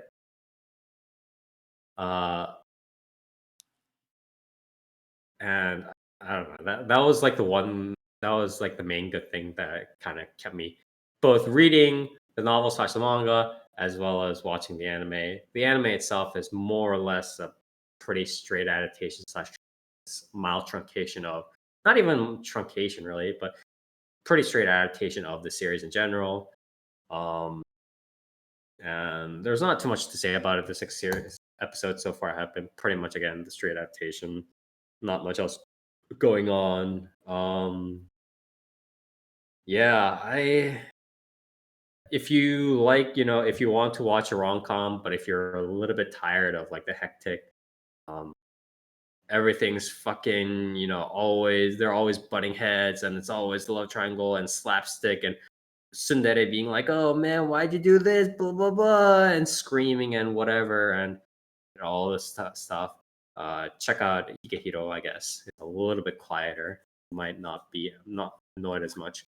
And the character, the MC, is also decently nice, because it's like, it's not the whole like, oh, I don't know what's going on, man. It's like he kind of knows like what's kind of up with this shit, but he's also not like, it's not like the Oregairu situation where the character's always super edgy, being, but what if real world was different? Or stuff like, he's always saying edgy shit like that. He's not like that, so it's a nice balance. I'm not saying he's like a super good MC. I'm just saying he strikes a decent balance. But yeah, not much to say other than that. If you do want a rom-com with a slight downturn in pace, check this out. And that, we are off to last person. Dark, what do you have for us today? Finally, against all odds, I have a series I'm enjoying. It finally happened. It only took 3 episodes, but here we are. I have SSSS.Dynazenon. Is it Dynazenon or Dynazenon? It's Dynazenon, I think. What? I think it's Dynazenon. Like, I'm pretty sure there's this like full emphasis on Xenon. If I'm not mistaken, I'm almost positive. Now you have me second guessing myself, but It's I'm probably pretty Dynazenon, right? Yeah. Yeah. True, Dynazenon. But it isn't like there is a big ol' emphasis. Let me ask you this, whole Dark. point lower than Odd Taxi on Mall. So it's gotta be good. Let me ask you this, Dark. How big is the robot? Oh, I want to know. It's pretty big. It's like well, it's pretty big, but it's also not super big. Is It's it also like like kind of Evangelion inconsistent. size or Gundam size?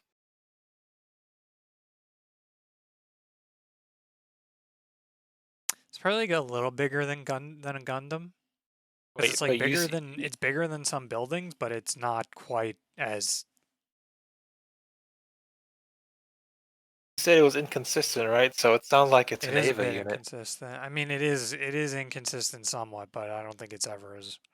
Nia, what's the deal with Ava? How big are Ava units? One time they're smaller than a building. One time they're towering over. Well, What's actually, I up say with that I'm probably thinking like the full robot, like the full transformation's like way bigger. But I might just be honestly thinking of like some of the dual ones. So super robot size. Yeah, I mean, yeah, it's a Megazord. So Okay. like it's just a Megazord. But yeah, it's pretty cool. It takes place in the same universe as Gridman. And so what it is our protagonist is a first-year high school student, Yomogi, and he comes across a guy who's like starving and looks like just beat up. And so guy introduces himself. Our hero gives him some food, and he's like super grateful. And so he introduces himself as Goma. He says he's a kaiju user and deals with, kaiju that are going to bring harm to the city. And so that same night, he runs into a girl in his class, Yume, and then a kaiju appears, and so Goma tries to control the kaiju, but can't, and instead he has a funny little toy, and it turns into the giant robot, and winds up sucking up the four like nearest people, which is Yume, Yomogi, Goma, and Koyomi, which is just like a kind of, well, graduated, so he's not really like a NEET, but he's unemployed, and just kind of sits at home, and yeah, then it just kind of goes from there. Them just kind of like dealing with their slow life while sort of coming together and overcoming a lot of stuff, like their personal issues, due to the fact that now they're kind of like tied together by this sort of thing that they pilot a fucking giant robot and fight kaiju. And it's generally the sort of like Ultraman esque, dealing with it, where the city gets blown up and destroyed, but who cares? Because it's like, Ultraman shit, so it doesn't matter. I kind of ignore that. They'll rebuild it overnight. And yeah, so far, like, they haven't really brought out anything with that. There hasn't been anything like, like the spoilers for Gridman. There hasn't really been anything, like that establishes it in the same way that Gridman did. There's no weird inconsistencies. It doesn't seem to be about, at least not yet. Like, it doesn't seem to be about the world. Like, they're not really questioning the world. So there is that.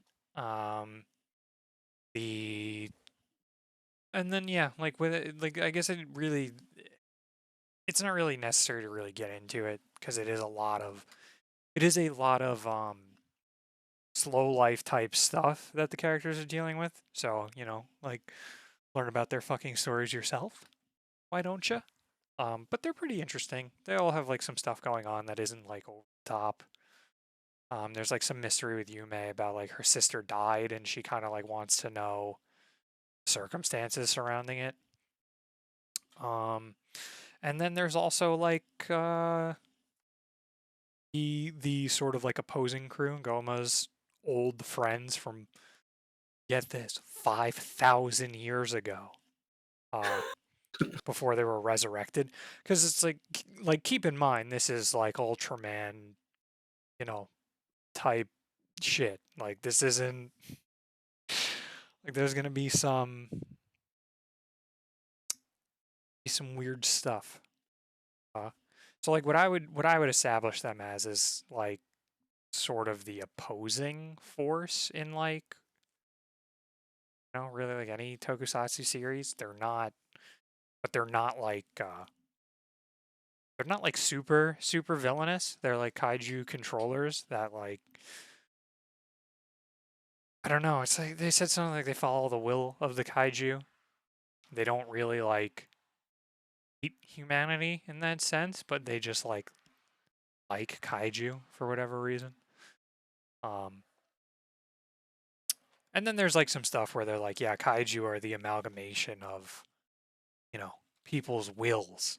Which probably relates to the Gridman shit. It might be like, kaiju are literally like data that just forms from these people like coming into contact with each other.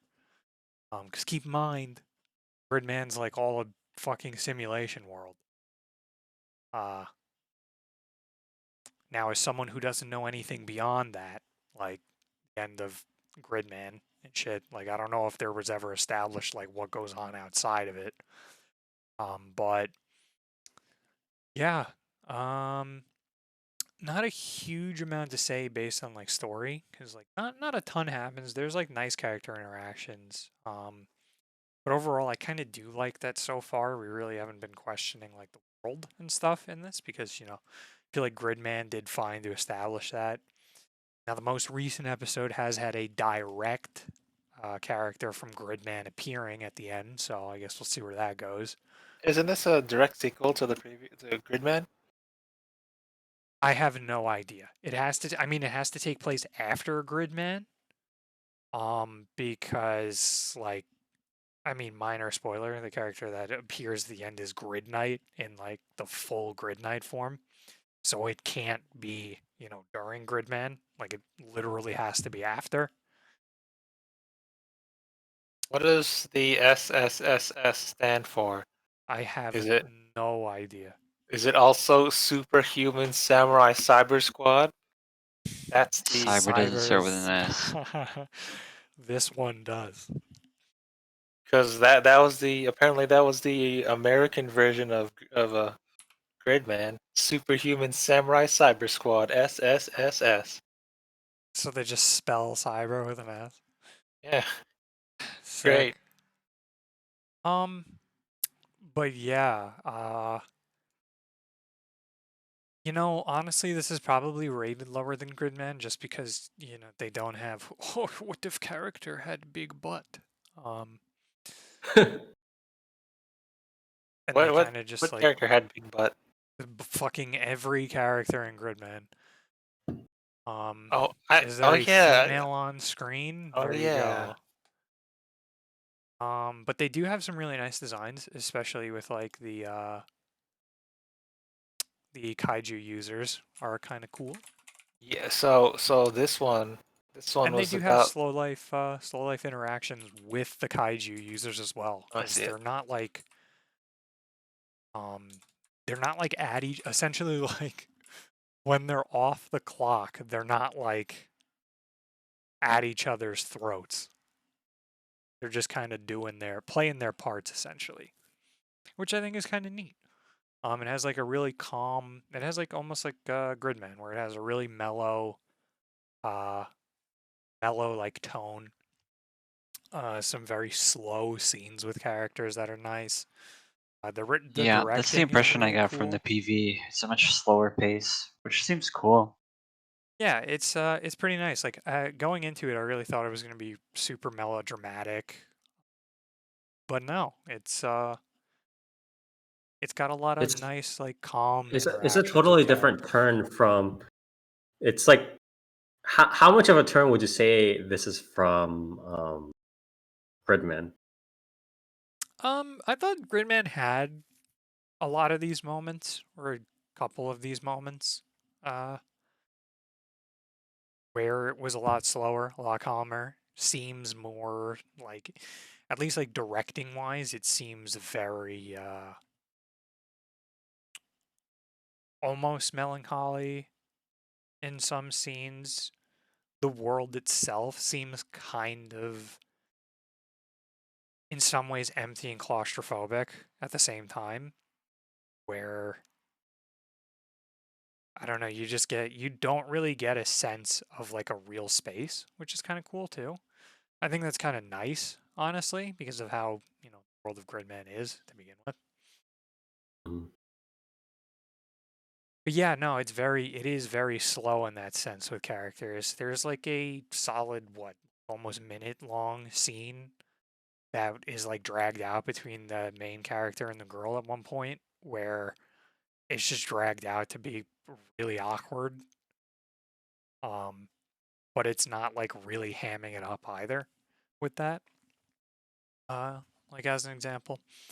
But it's it is cool. It is nice. The characters themselves have pretty um I wouldn't say like they don't have like tame personalities. Like they all pretty much have like a shtick and like a gimmick and are more eccentric, which kind of contrasts, but I wouldn't say conflicts with the tone of the show. Especially like Goma. Goma and like the kaiju crew are like very much in the vein of like a more wacky sort of uh what's it called? Crew. Like antagonist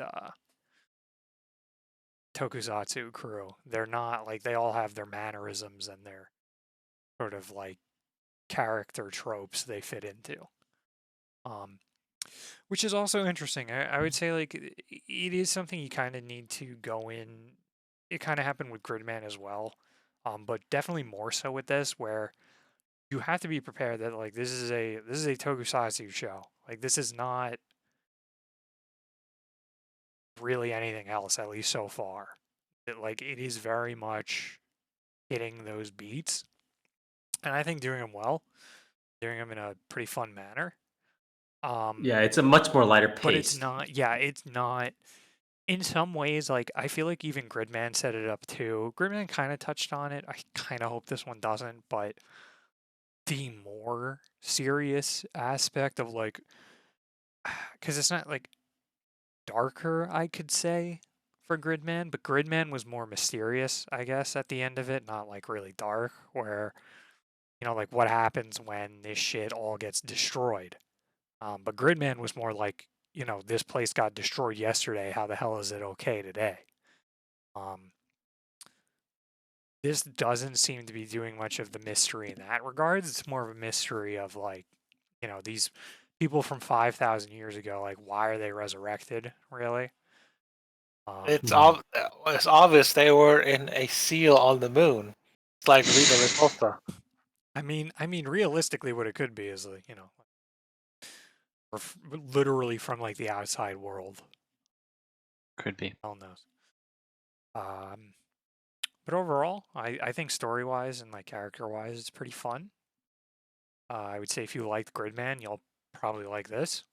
I would say the issues kind of arise with this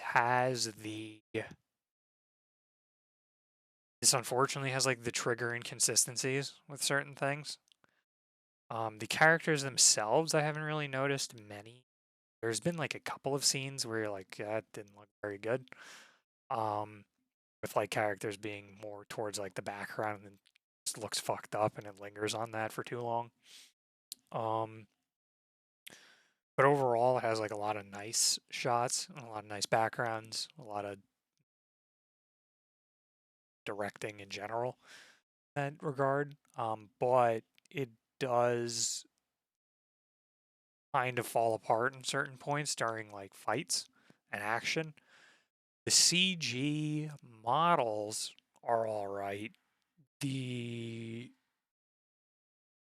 even like a lot of like the shading and everything like looks pretty all right too. I would say like the frame rate kind of like seems off for some reason. Like I don't know if it should be higher or if it would look better if it wasn't as high and like maybe had like a thicker outline on them. Kind of hard to tell for me what would fit it better.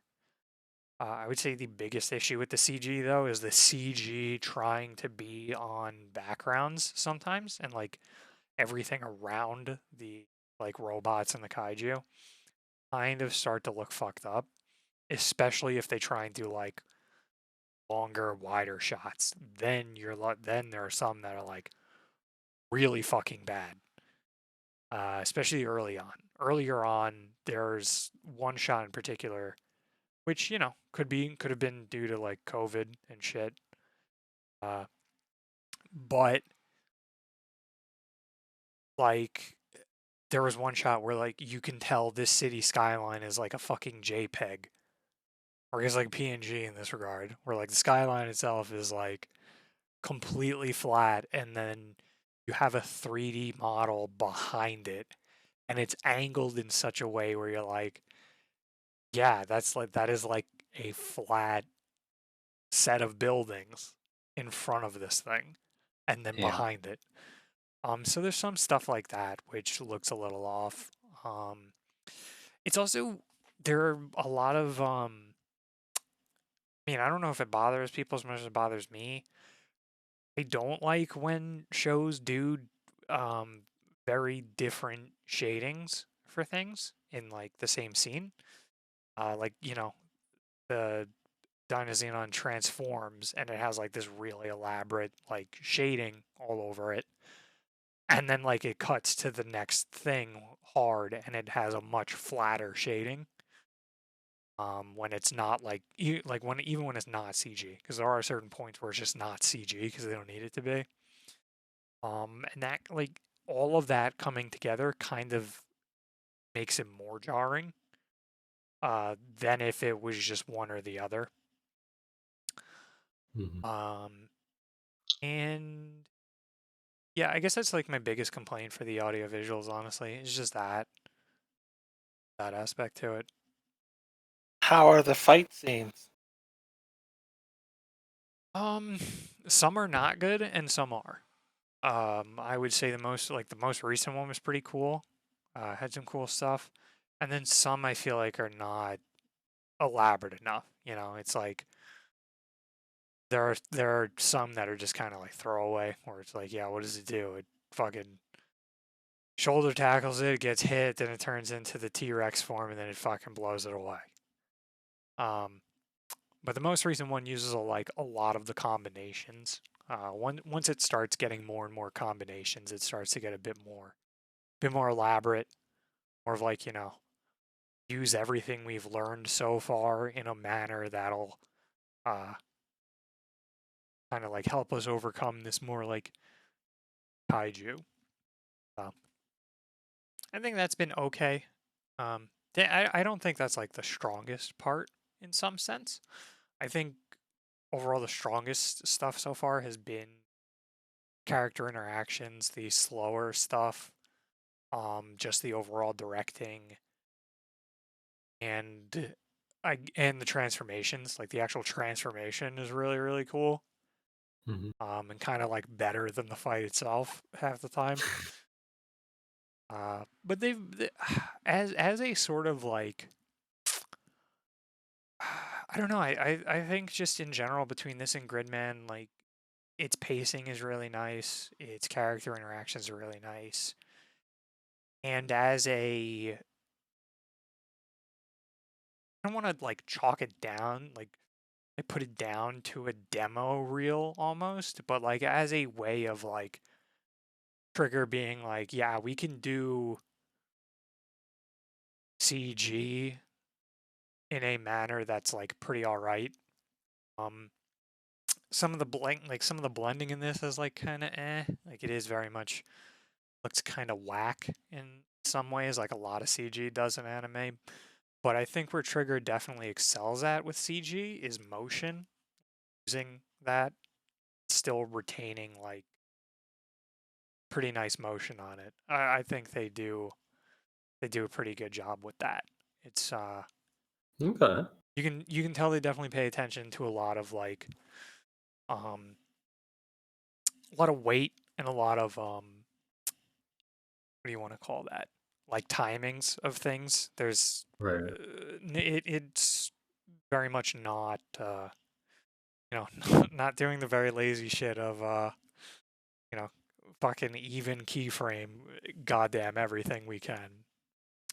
It did tell like a lot of it is, I would say, touched like very specifically in a lot of places, which is good, Right. I don't think this matches Gridman. I think Gridman did have a little bit better audio visuals. Mhm. But I don't know, like that. They could be the Did fact that like, Oil this was wait, in no. production What the fuck during am I saying? COVID, so it's like who the fuck knows? Oh right, yeah. Like That's true. Yeah, this it releasing can't. in April 2021, it was in production like Right. during COVID. So who knows how that impacted it? That could have been it. I also think that like um Trigger. I mean, this was.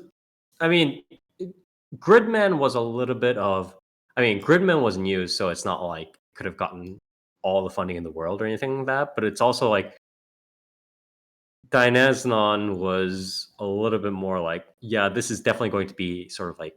I mean, it's like a chronological sequel, but they sold it off a little bit more as a spin-off ish, right? So that could Yeah. have also affected some of its Oh yeah, I mean absolutely. Like investment cash flow, right? So far, this has had no crossover with Gridman whatsoever. Yeah. It There's wasn't. It no wasn't like they were mention. like, we're making a fucking sequel of Gridman. Please give us money. It was more just like, yeah, it's kind of gonna be in the universe, but it's kind of like a spin-off kind of thing. Yeah, Which obviously, it's not going to yeah. be like tonally. It's going to be similar. Like Mhm. it's going to be a Tokusatsu series, but it's not. And it ain't Gridman, but Right. spiritually, it's there. But I mean, hey, like who the hell knows? I got to see where this goes now with a direct Gridman like interplay now. So Right. that could get interesting. Hopefully, it doesn't fly off like too far. Like this to maintain to be its own thing. Kind of don't want, kind of want it to be like, hey, Grid Knight's here, and then Grid Knight's like, yeah, this shit's kind of happening everywhere else too. See ya. And him fucking off, or him being like, oh, I guess like this place has its own protector essentially. But I do kind of feel like that's what it'll be. Like it'll be like fucking, when the old Ultraman comes in or another Ultraman comes in for an episode and is like, yeah, I'm here too. Like, remember me? And then they fucking help out a little bit or like teach the new hero a lesson and then fly off into the sunset. It's an extremely Ultraman thing. Yeah. So I am kind of suspecting like, it'll be that, which is good, honestly. Like I like that. I like having a I don't know. I like that with Gridman and with this that they're not trying to, like fuck up the formula. They're not going like, and it prevents the trigger bullshit that we've discussed too of just like, we have like the kaiju users and we have this and then like, then we have the fucking Verm and the Yeah, and then in the last 10 minutes of the final episode, last 10 aliens minutes of come in. The yeah, classic. new aliens. The digital sky opens up, and then there's a real person that peeps in. Yeah. Yeah, It's like, That's okay. that's what we love from the Gainax people, man. I mean, the yeah. Trigger people. I mean, the Yeah, Gainax everyone people. knows Right? that the best part of Gurren Lagann was the every episode after like episode 15 and especially when the anti-spiral like comes into play. Everyone loved that. They were really cool. And that's what everyone remembers. Everyone remembers. You know what everyone remembers? What they even fought at the end of Gurren Lagann. Everyone remembers exactly what the anti-spiral looked like. It's not like Oh, yeah. everyone just remembers what the fucking what the Gurren Lagann looks like. It's not like that's the most iconic thing, right? Like everyone remembers exactly what they fought. Anyways, any last words? Yeah, it's pretty good. You know, it's a shame that like some of the audio visuals are lacking, but yeah, if you liked Gridman, you'll very likely like this. You may like it more in some sense, especially depending on where it goes. Because so far, I hope it kind of keeps up with it not being too much about like the world. And it is very much a less like. At least so far, it's not quite as dramatic. Mhm. Gridman does get fairly dramatic with its like villain towards the end, which I think was fine for Yeah, Gridman, but them not retreading the same ground so far is quite nice. makes it and also makes it a little bit hard to go back to those tones again, Yeah, unless it does like a 180 kind of weird.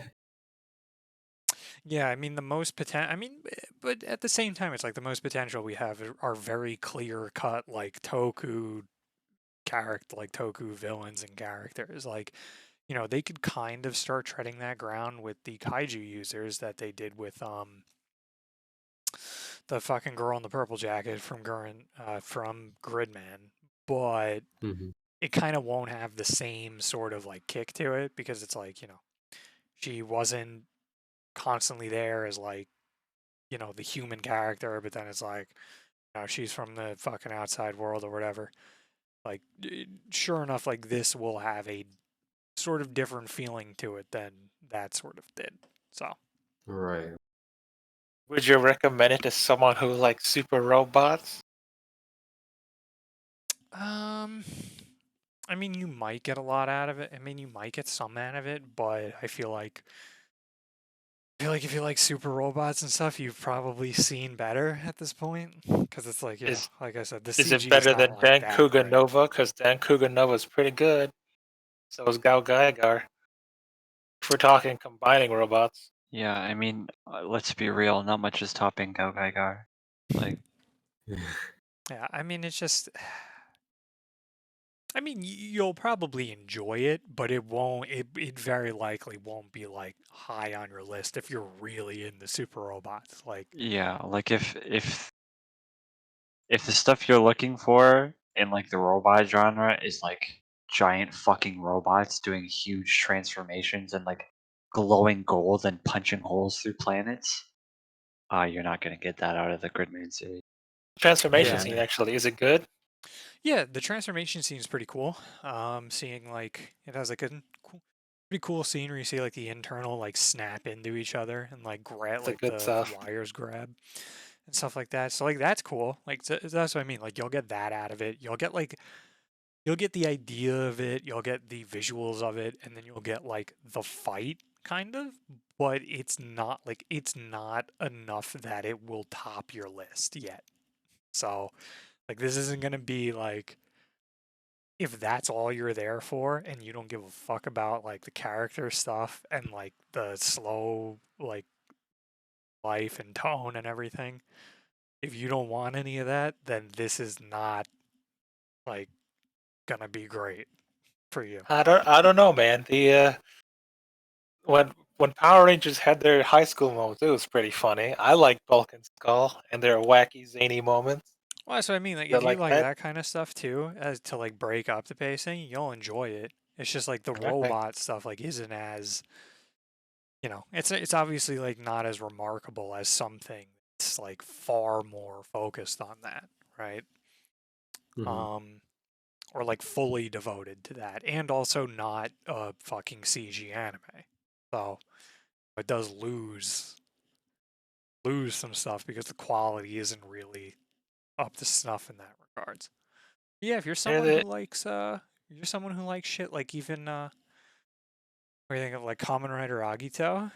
You've ever seen that? Like if you're thinking like, man, I could go for a fucking slow burn like that, then this is something that you'll like too. Okay. Better than Oh. Gridman, SSSS.Dynazenon episode 1 live reaction. Yeah. I mean, no. Its No. first episode is definitely not better than Gridman's like first So- episode. So but- wait, they don't even get cool suits when they get their No, Zords? they're just there, dude. They just fucking use them, which I kind of Yeah. like. I think that's kind of cool that they just fucking. They should have gave him I'll use Gridman it suits when- though. I I'll don't know. use I it think whenever. I think of the designs for the characters are very they're pretty striking. So I can kind of understand why they didn't want to really fuck with them. Yeah. I mean, dude, if Anyway, you're looking yeah. for suits, just look at the kaiju users. Good. Outfits. Maybe I will. Funny, like, fucking theme. So, Anyways, thank you, Dark, for helping cover SSSS.Dynazenon. Obviously, one of the most anticipated series, I would say, of the season, just based upon the brand name alone, honestly. So, thank you for covering that. And with that, we are on to finally the news. And the news hopefully is going to be pretty decently fast. No people news for today, but a decent amount of random company news. First off, on the freaking Demon Slayer movie front, Mugen Train of fucking breaking every yeah, the record known to train don't mankind. stop, buddy. Yeah, I know. This train actually knows. So, okay, so I'm just gonna Here, go. are you gonna watch it? Yeah, It'll be probably it'll be gonna on watch the Amazon movie. in next month. Yeah. So Should. first off, I'm not gonna read all the articles, but I'm just gonna go through the titles and their basic premises. First, the let me sort this. Let me sort this by timeline. Okay. So first off, the Demon Slayer earned at the end of April. Demon Slayer earned the biggest U.S. opening ever for a foreign language film. So that was a nice start. That was an interesting start.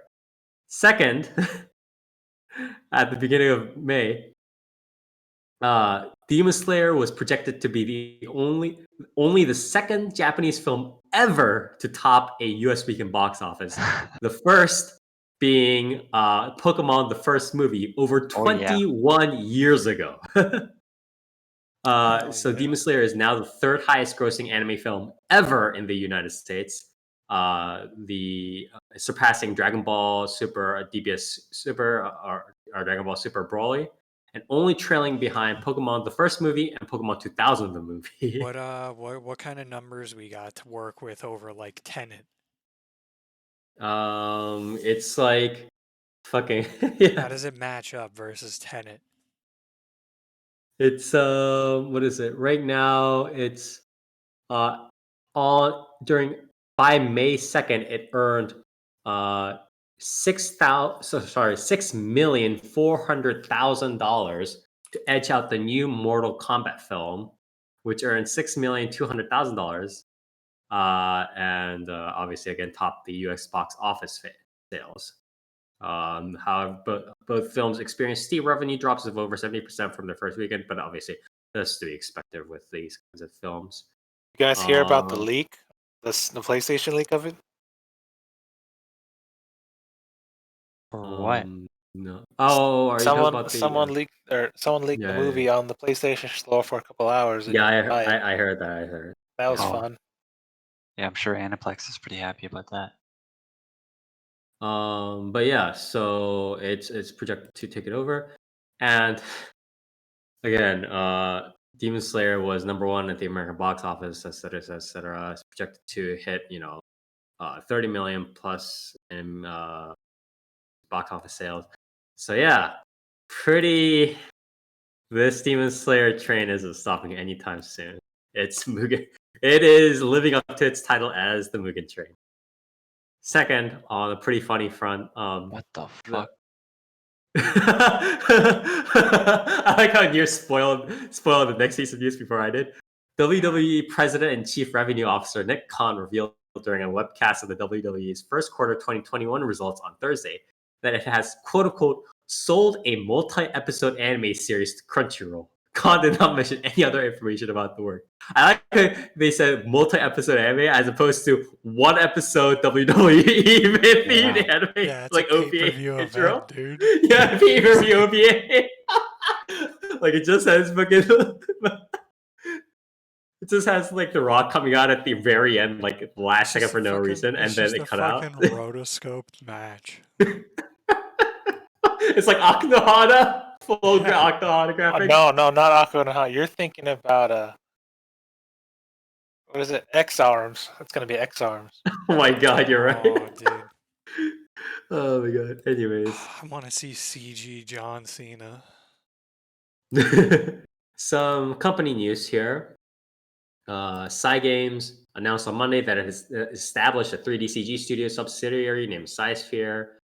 Produced 3D CG. Obviously, this has been happening to a lot of companies recently. They've been creating their own sort of in-house like 3D CG and localization stuff. Cygames is only the latest in line. Not Yeah, too well, surprising. maybe Cygames should have gave fucking Mappa a bit more than like $10 pennies. to Yeah, fucking exactly. to make the Grand Blue anime. The CG might have looked a little Oh fucking my better. god. Jesus Christ. And then Yen Press announced Yen Studio, its new imprint for audiobooks on Tuesday. The company is partnering with Hatchet Audio to produce, sell, and distribute digital audiobooks for select titles. Like this is for Japanese light novel titles. Yen Press revealed 5 novel series that will receive audiobooks this year as well as a release schedule. Soul Leveling, Sword Art Online, Overlord, Miracles of Namiya General, and Saga of Anya the Evil, aka Yojo Senki. So Wow. audiobooks for light novels. We are in this era. This is 2021, people. I don't know why they did audio. I don't know if this is like profitable or I guess it's profitable compared to like the amount of like they're not really spending that much money, right? I mean, to create I this don't think they're out here hiring Morgan Freeman. Like, Yeah, exactly. So, but it's going to be definitely an interesting venture. But I guess again, the profit probably pays off. Yeah, they More got pro- Suga to do all of them. Yeah, it's a Japanese, and then they're selling it to the Western audience. That'd be fucking great. they make Japanese voice actors do the audiobooks, and then they voice sell it actor do to the audiobooks, to do the English audiobook, but it's That'd be still great. Japanese, so it's subtitled. So you still have to have. Yeah, exactly. You have to read the book You have while to have going it, there. yeah. And then they're like, It, buy your fucking favorite voice highlights the actors. words as you go along. We just thought, dude, that's a fucking multi-million-dollar idea right there. No, and then they still sell as they put on the audiobook cover, voiced by your favorite voice actors, and then it's like you have to buy that shit because it's still voiced by like Sugita and stuff. Oh my god, it's like one step over ASMR at that point. You know what's cheaper though? Hiring VTubers to do the voices. Oh my god. Yeah, from covers of King to God damn covers of it. audiobooks. Hey man. If our Hall Alive EN girls get Yen Press paid promotions all the time to read light novels, they can totally do that. It's just a matter of time. True. Anyways, what is it? A little bit more important on the Kadokawa front. Kadokawa, one of the more famous publishing / licensing companies in Japan, if not one of the most. They've been making a couple of active acquisitions recently. First off, media company Kadokawa Corporation has announced on Wednesday that it has acquired the U.S. light novel and manga publishing company J Novel. So J Novel Club has been one of the most active sort of digital localization and translation companies, like legal translation companies out there, and they've been very active. And Kadokawa has snapped them up, and it's going to be very interesting to see what's going on. To see whether J Novel Club will be more restricted, less restricted, what will happen. It'll be interesting. I'm a little bit worried, but at least they have a lot more money, and I hope the pace will increase and they'll have less restrictions, and they'll be able to hire better people. But we'll see what happens. And Kadokawa also announced later that week that it will try to act to strengthen its animation business, and to achieve that goal, the company aims to strengthen its production system so that it can produce 40 new animation titles a year by 2023, an increase of 20% from 33 titles. The blah blah. So to hit its target, Kadokawa is considering establishing a quote-unquote world-class 3D CG production studio gathering the world's best creators. So they're investing a decent amount of money into. They're most likely going to create the 3D CG studio, or at least like acquire some like glomp, or like just like suck in some 3D CG studio that's been established already. It's small. Have to buy Orange to do that. So yeah, and just Gotta admit, I absolutely love seeing the anime industry adapt by going to quantity over quality. Yo, that's how we win, right? If you have a big enough desert, you're eventually gonna find more gems in the rough, right? That's how it works. Oh yeah, that's how that saying works. That's how that works. The diamond in the rough. If you have a lot of rough, you might find maybe one more diamond, right? that's true. That is true. Yeah, listen, buddy. May eventually find something edible at the 30-cent all-you-can-eat buffet. That's true. Oh my god. Hopefully you don't die of stomachache before then. But that's I'm just the risk you gotta totally take. ready for 40 more isekai every year. 7 more isekai. they're increasing from 33 to 40, right? Or 40. Yeah, 40. Yeah. And all those 7 additional ones are just gonna be isekai. Good stuff. Oh my god. So yeah, definitely throwing a lot more money into it. Kadokawa obviously did an alliance, kind of had an alliance this year, or announced an alliance this year with Cyber Agent and Sony, some of the biggest publishing, licensing, multimedia in Japan, period. And obviously they're gonna throw around that weight and money to do more stuff. But yeah, it's going to be interesting. Obviously, more and more people moving into 3D CG production to kind of, how do I say this, speed up production. Not necessarily make more quality production, speed up production with the technology that they have. Obviously, 3D CG stuff is still very hit or miss at this stage, where some studios, like Orange Studios, obviously we keep mentioning them for good reason, are doing very well. And a lot of other studios are not doing as well, so to say, not doing as well. Truly a mystery. One studio has figured it out, and nobody else can, apparently. I think the only explanation is that Orange Studio is just composed of furry time travelers from the future. Yeah. That's the only way that this can be explained. Furry aliens from the future. Sorry, I apologize. But yeah, hopefully this works out well, and we're not gonna get like 7 more shitty series. But we'll have to. And next, just before we end with the news, 2 pieces of interesting like anime announcements that not interesting but funny, I guess, in a sense, stuff that I usually don't mention again. Anime announcements. Funny? Question mark? When I find funny or interesting stuff, I tend to list them.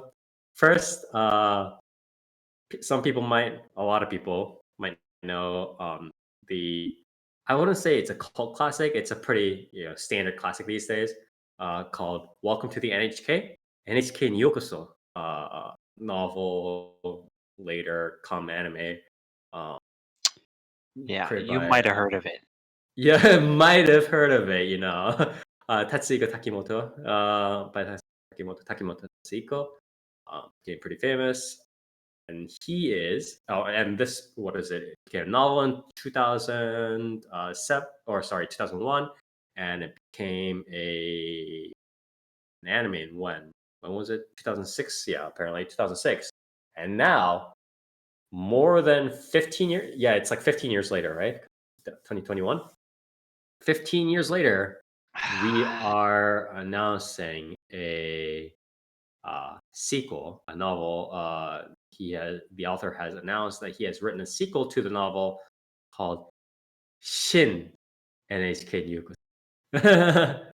Or new, or essentially welcome to the NHK New. So lightning strikes twice. Lightning strikes twice in the bottle. Cross your fingers. I don't know about that one. It happens. Geniuses always create good works. Just ask Jin Maeda, bro. Oh yeah.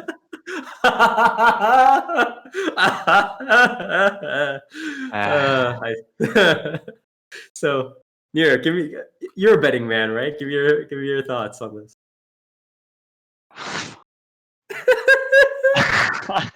I mean, I don't know. I feel like To be fair, it's not. I mean, we're joking with the Jin Maeda example, but it's also not like he's continually just like shout out, a series hoping to be right, and then it got into the wrong. It's like he's kind of bided his time in it, right? Although that sometimes makes it a little bit more volatile, right? Because we yeah, don't know but what I he's been mean, doing. yeah, we don't know.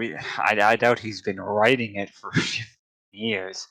I don't know. It's tricky. I feel like NHK. Didn't need a sequel. Well, I mean that too, but I feel like NHK caught on. Sort of. I feel like it was kind of a product of its time. You know what I mean? I don't know if You mean NHK would tonally? necessarily. Yeah, I don't know No. if NHK would necessarily be as popular if it came out Right. today. You know what I mean? But It almost had that like early 2000s like shoujo yeah, manga-ish vibe. I like mean, I feel like that early 2000s vibe, like that Mhm. was like necessary for NHK. But I mean, I guess if NHK came out today, it probably wouldn't necessarily have that vibe. But I don't know. I mean, Now it kind of seems like you know what I suspect. It almost kind of like the Shin. I think there's more shut-in needs than ever before. Exo. Well, maybe. I think it almost like now it almost what it sounds like. It almost sounds like. I mean, I don't know why I said sounds like because I don't know what the premise of NHK will be. But if it's similar in tone to the old NHK, you know what the old NHK would have been in this modern era? I think it would have been like a Noitamina series, Noitamina block series. You know what I mean? probably yeah. Like it smells like the pacing will be very like, and the atmosphere would smell pretty similar to something like a Tsuritama. Actually, Yeah, that's what I feel like. it's tricky. Or I don't know. I really hope it's not like some dumbass like after story or something, because I feel like that would kind of like ruin the like idea of going to the NHK. But I don't know. I don't know. We'll see. retroactively make We'll it worse. see. Yeah. And next one is also a funny question mark series. Is there's an anime original based upon the theme of ASMR called 100 180秒で君の耳を幸せにできるか? Or Can I Make Your Ears Happy in 180 Seconds? Will premiere in October. I hope the animes are shorter and it's only 180 seconds. But anyways, yeah, You know, it's only 180. Yeah, it's okay. It's only 180 seconds. Good. you know what I Okay. love? What? ASMR coming out of my television speakers. So, as title indicates, the short anime will let viewers experience various forms of ASMR in 180 seconds of the story. The hero challenges her anime classmates to share in her hobby of recording ASMR works. Anyways, so yeah, that's pretty much. Can I go on a very like mini rant about the ASMR thing? You know how ASMR like literally just doesn't mean anything anymore? The reason behind that is one of like the more like most like frequent things you see with ASMR is um like when the ASMR girls or whatever do like cosplay or whatever, right? And that's already when you know the ASMR doesn't mean anything anymore. Because it's like ASMR is like an audio thing, right? So why does the cosplay matter? Like, you know what I mean? It's for immersion, dude. I'm like, am I supposed to listen to this nurse outfit? Like, what's going on here? So yeah. Anyways, that was just my mini rant on ASMR. But with that, let's go on to the shoutouts and callouts real quick. Shoutouts and callouts. Everybody gets one shout out and one call out each. Shout out is one thing that you want to complain about, or excuse me, praise. 5 out of 5. Praise to the heavens. Any one person, place, or thing, and call out is the exact opposite. Something that you want to insult, hate, whatever. And it is again any one person, place, or thing. Starting with Dark. Ooh. Shit, I totally forgot what I was gonna call it too. Shoutouts to Apex Legends. That game is fun. It's a good game. Talked a whole lot of shit about it. But damn, it's fun now. So that's cool. And Yeah. What okay. is my fucking I don't know. Grand Blue adding Narmaya as a fucking grand character. Okay. Shit's dumb, dude. Shit's supposed to be for Gotta- fucking story characters and like strong primals that are also in the story. And then they were like, yeah, but like what if Narmaya was a grand character as well in the premium gala? I mean, you know what side games is like with, I I mean, I most know like I know gotcha games. why they did it, but it's like, bro, you fucking did it. Like, they broke their own rule, like their own fucking like rule for grand characters.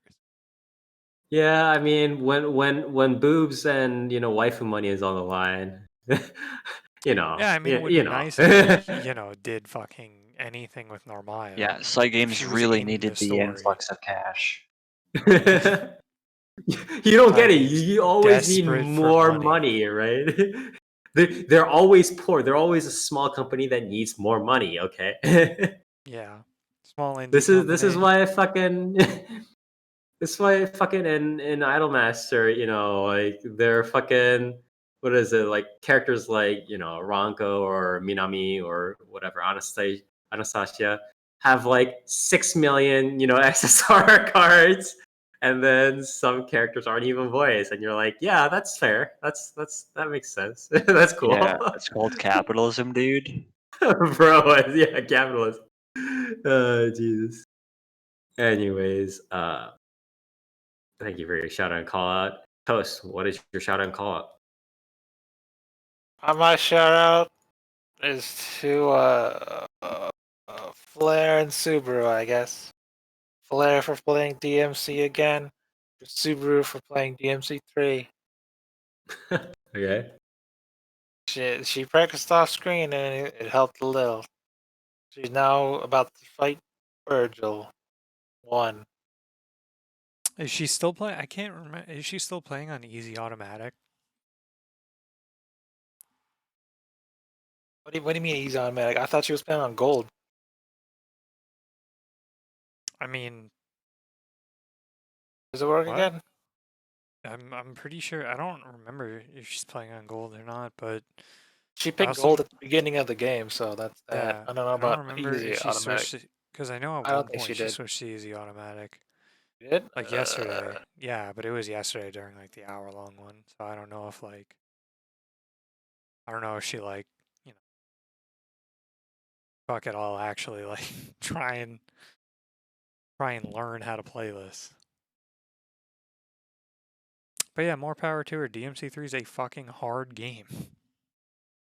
I think this is her first DMC, so you got Flair Yeah, even starting with worse, DMC 1, and then she started playing DMC 3, so good choices. Not Gura started with 5, so there's that. But whatever. Oof, the Zoomer choice. Guess who her favorite character is? V. V. No, it's Dante because he's got the hat. All right, that's pretty good. Crazy. What a hot take. Can't believe people actually like Dante. That's fucking insane. Unbelievable. Call out.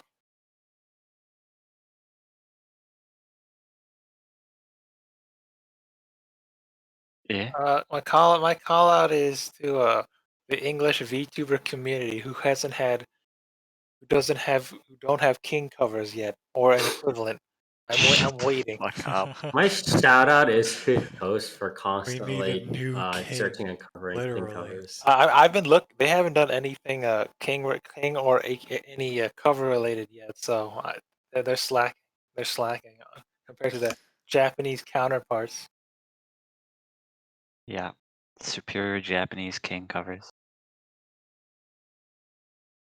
How dare be bear? There's only How dare they? Don't worry, Phil, King just used do to be like some- old school. I've seen King used to be like, oh, whatever, and then 2 more popped up. That was it. But we need more. We need more. some What is it? auto, Envy covers. some auto covers, and then as good as the original. So I almost like would prefer like everybody just go back to doing random like Lisa. I'm not gonna lie. Like please just go back to like Grenge. Like please. I beg of you. Like just anything. Oh my god. My Anyway. real call out is to Lyrica. How dare she ruin some of my favorite songs with her Pinoy memes. I mean, she did the she started Next Cover Planet, which is a pretty good Suisei song, but then she changed all the lyrics to that goddamn hot dog song. I hate that. If you don't know, there's this Filipino hot dog song that's sung by a bunch of naked men that talk about, oh, can you handle this big hot dog? And I'm like, God damn it, Lyrica, how dare you? I like Next Color Planet, and now I can't unhear it. God damn it. And then there was that. And then Spire, you like her King cover? 30 seconds. It's your favorite. It should be your favorite. I'm not I haven't clicked on that shit and I don't Don't plan on don't doing you so. you like you like getting Rick rolled because her King cover was an entire Rick roll. Oh, okay. That makes it even less appetizing, honestly. Well, which do you Anyway. think you've heard more now at this point? Like fucking. I've honestly You think heard you've been less Rickrolled Rickrolls in my more? life than fucking king covers. I'm not even lying. King covers.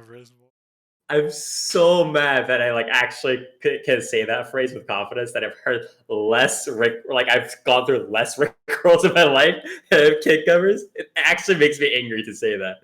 Oh my god. Anyways, thank you Toast for your shout out and call out. Near, what's that one song you like that was sung by Kana Hanazawa? Red Eye Circulation? Red Night, what is it? Something Parade? What is it? I literally, dude, I literally just said the name Red Eye Circulation, right? Is that what it is? Yeah, it's Red Eye Circulation. Yes. Yeah. A parade song? What? Okay. What? No, What are you talking about? It's something Parade. I don't know what it is.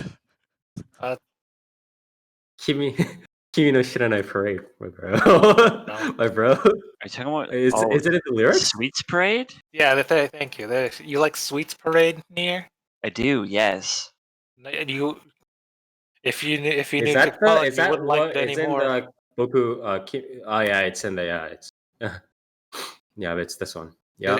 Inuboku. You like canned sardines, Near? Because I don't. What are you saying? Here you go. I'll link it for you.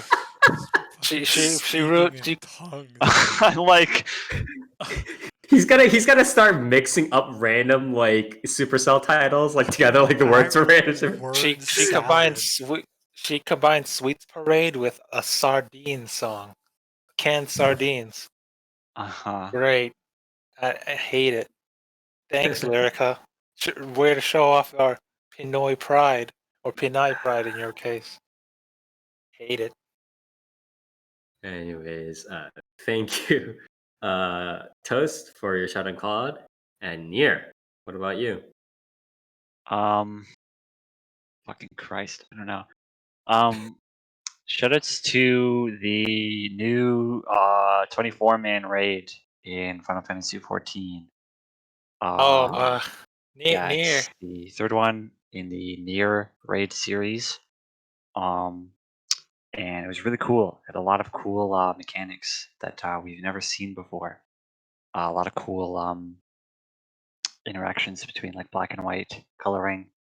Hiding behind stuff, absorbing like waves of certain colors. There's even like they incorporated like the bullet hell stuff in a really cool way. Where like at one point in the raid, a certain alliance has to like hack into the boss and like basically do the hacking mini game from Nier Automata, but like with MMO shit. Quite cool. So, Yeah, it's so a Near, very cool raid overall. how about them leaks? What leaks? I heard some cool guy, almost leaked early. What is it? Early weeks or the later weeks of the Nier Automata collab, and almost got their friend banned for it. In what, about it? Final Fantasy? Yeah, FF14.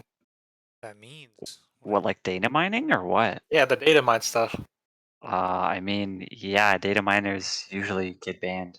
Because like the Oh, way they do it is like they like access the game during maintenance. what do I mean? What I was talking about is Wooly almost leaked all the leaked data mine stuff on stream while Min was playing and almost got him banned. That was interesting. That's pretty cool. But Yeah, I hadn't seen that. he apologized for it, so it's all good. But then Pat made a funny video about it, so that was pretty funny. But yeah, But yeah, it's a cool raid. apparently you can. That's a major TOS violation and get your account banned. Yeah, because like typically the way people data mine shit is like when there's a patch, like the game will go into maintenance. And I'm not really sure how they do it, but like they'll basically like bypass the maintenance and get into the game. Like in like a solo like server, like they'll make their own server or some shit, and then they'll just like leak all the shit. Uh, and like sometimes there's stuff like in the files like several patches ahead, right? Because it's the way Japanese developers like to do stuff. They'll patch in things like months ahead, and then they'll be like, "Oh, I can't believe people data mined and leaked it." Like, okay, guys, but yeah, it's definitely against the rules, and you can get banned for doing it. But how do they know it's your account? I mean, it's not really that hard to like track down. Like, you underestimate how like butthurt Japanese developers get about like data mining and shit. I And they've remember only when been ramping it up recently. yeah, I remember when like Games went after an old like Grand Blue News account because they leaked like Albert getting a 5-star. Like I'm pretty sure they took legal action and stuff. So yeah, Japanese developers do not like you data mining shit at all. Meanwhile, Games out here gonna be like, how'd you data mine this? Put in a new fucking HTML, Yeah, a new URL. but as for my call out, I'm not too sure. Things have been pretty okay lately, you know. I haven't been too upset by anything recently. Although, Okay. no, that's too political. Yeah. I think I'll just Yeah. Okay. just pass on the call out this week. All right. Well, my call out is pretty simple in a sense. Well, I want to put my shout out and call out into a single thing because it kind of is pertinent to both. And it is the second COVID vaccine that I managed to finally get on the 6th of May. So that was a couple of days ago. You gonna get the Obviously, booster? yeah. What? You gonna get the triple booster? No. Why not? I just need.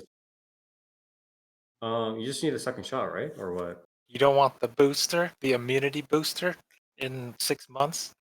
I need the. Are you even trying, Spire?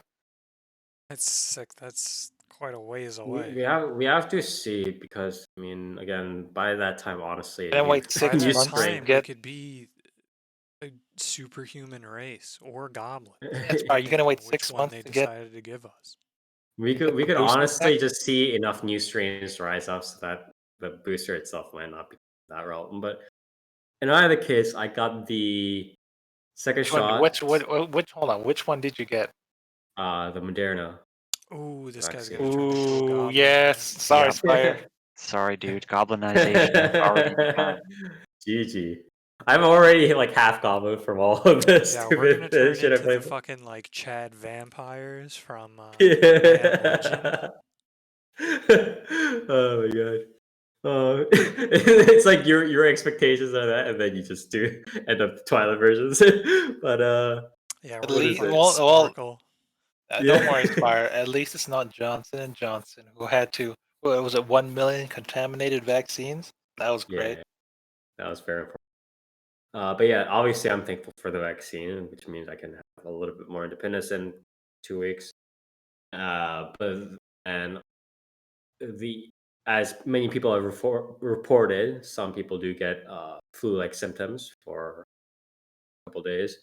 I got my flu-like symptoms within half a day to What? it lasted a day or so. Um, Wow, and your immune system must be weak, Spire. Damn, buddy, I I You- got my shot and I gymmed the very next day. All I got was I a sore arm. I haven't gotten my shot. I've been on a slur of I've been doing some stuff to my body recently, pushing stuff Oh, a don't little worry. bit Don't Yeah. beyond worry. physiological limits. Yeah, So ingesting goblin blood, we get it. yeah, and just take all the semen for the maximum protein gains. But Oh, It's okay. baby. oh, maybe. This guy's Good gonna job, leak his Spire. bank account next week. Yeah.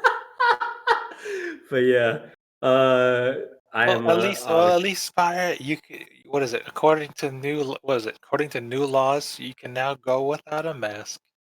Or was it Yeah. washing your hands? Which one was it? No, it It's was the mainly. CDC. It was the CDC released a super fucking thing that Yeah. Yeah. you don't need a mask outside when not in a crowded space, which it's like Unless you're like no about to one- kiss somebody on the subway. really Yeah. no one was doing that anyway. So like Yeah. okay.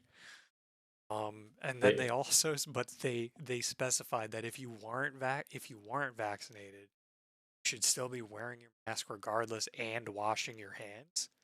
Oh yeah. Which means that when you look at the next section, that's like, oh, are you vaccinated? Mask outside in a non-crowded Yeah. area. Somebody obviously Also just wrote means the that you advertisement don't wrong, need- but yeah. Yeah, it's like also then means you don't need to wash your hands. Yeah. It's pretty Wear obvious that like gloves. somebody wrote the message wrongly, but yeah, it was pretty funny then. Why do you need But, to wash your hands when you can just change gloves every outing? But yeah, call outs to the flu-like symptoms. Obviously, it wasn't very pleasant, but it's still good because it was a vaccine. Yeah. Did you know it's not really a vaccine? The vaccine itself doesn't contain the COVID. Right. The vaccine is supposed to contain stuff that prevents. It changes your RNA, Spire. You just got microchipped. Yeah. Fucking Bill Gates, man. You're gonna wake up tomorrow and you're gonna be a perfect copy of Bill Gates. Yeah, that's true. One more for the Microsoft throne. Yeah. Anyways, that's pretty much it for our shoutouts and callouts. Thank you all for watching or viewing. And if you do like what we, obviously again next week we're gonna cover more stuff. Obviously it's gonna be 2 more episodes after this, and then we're gonna hit review. So we're gonna have 8 more series that we can cover, but obviously there are a bunch of other series that we do need to, people might want us to cover and so on. And we're looking at the videos, we're looking at the comments and stuff like that, and we're trying to see what we can cover, what we should cover, stuff like that. If you do have a series that you specifically do want us to cover, please hit us up on our Twitter or YouTube, wherever. We do look through those and see if people are like, oh, please cover.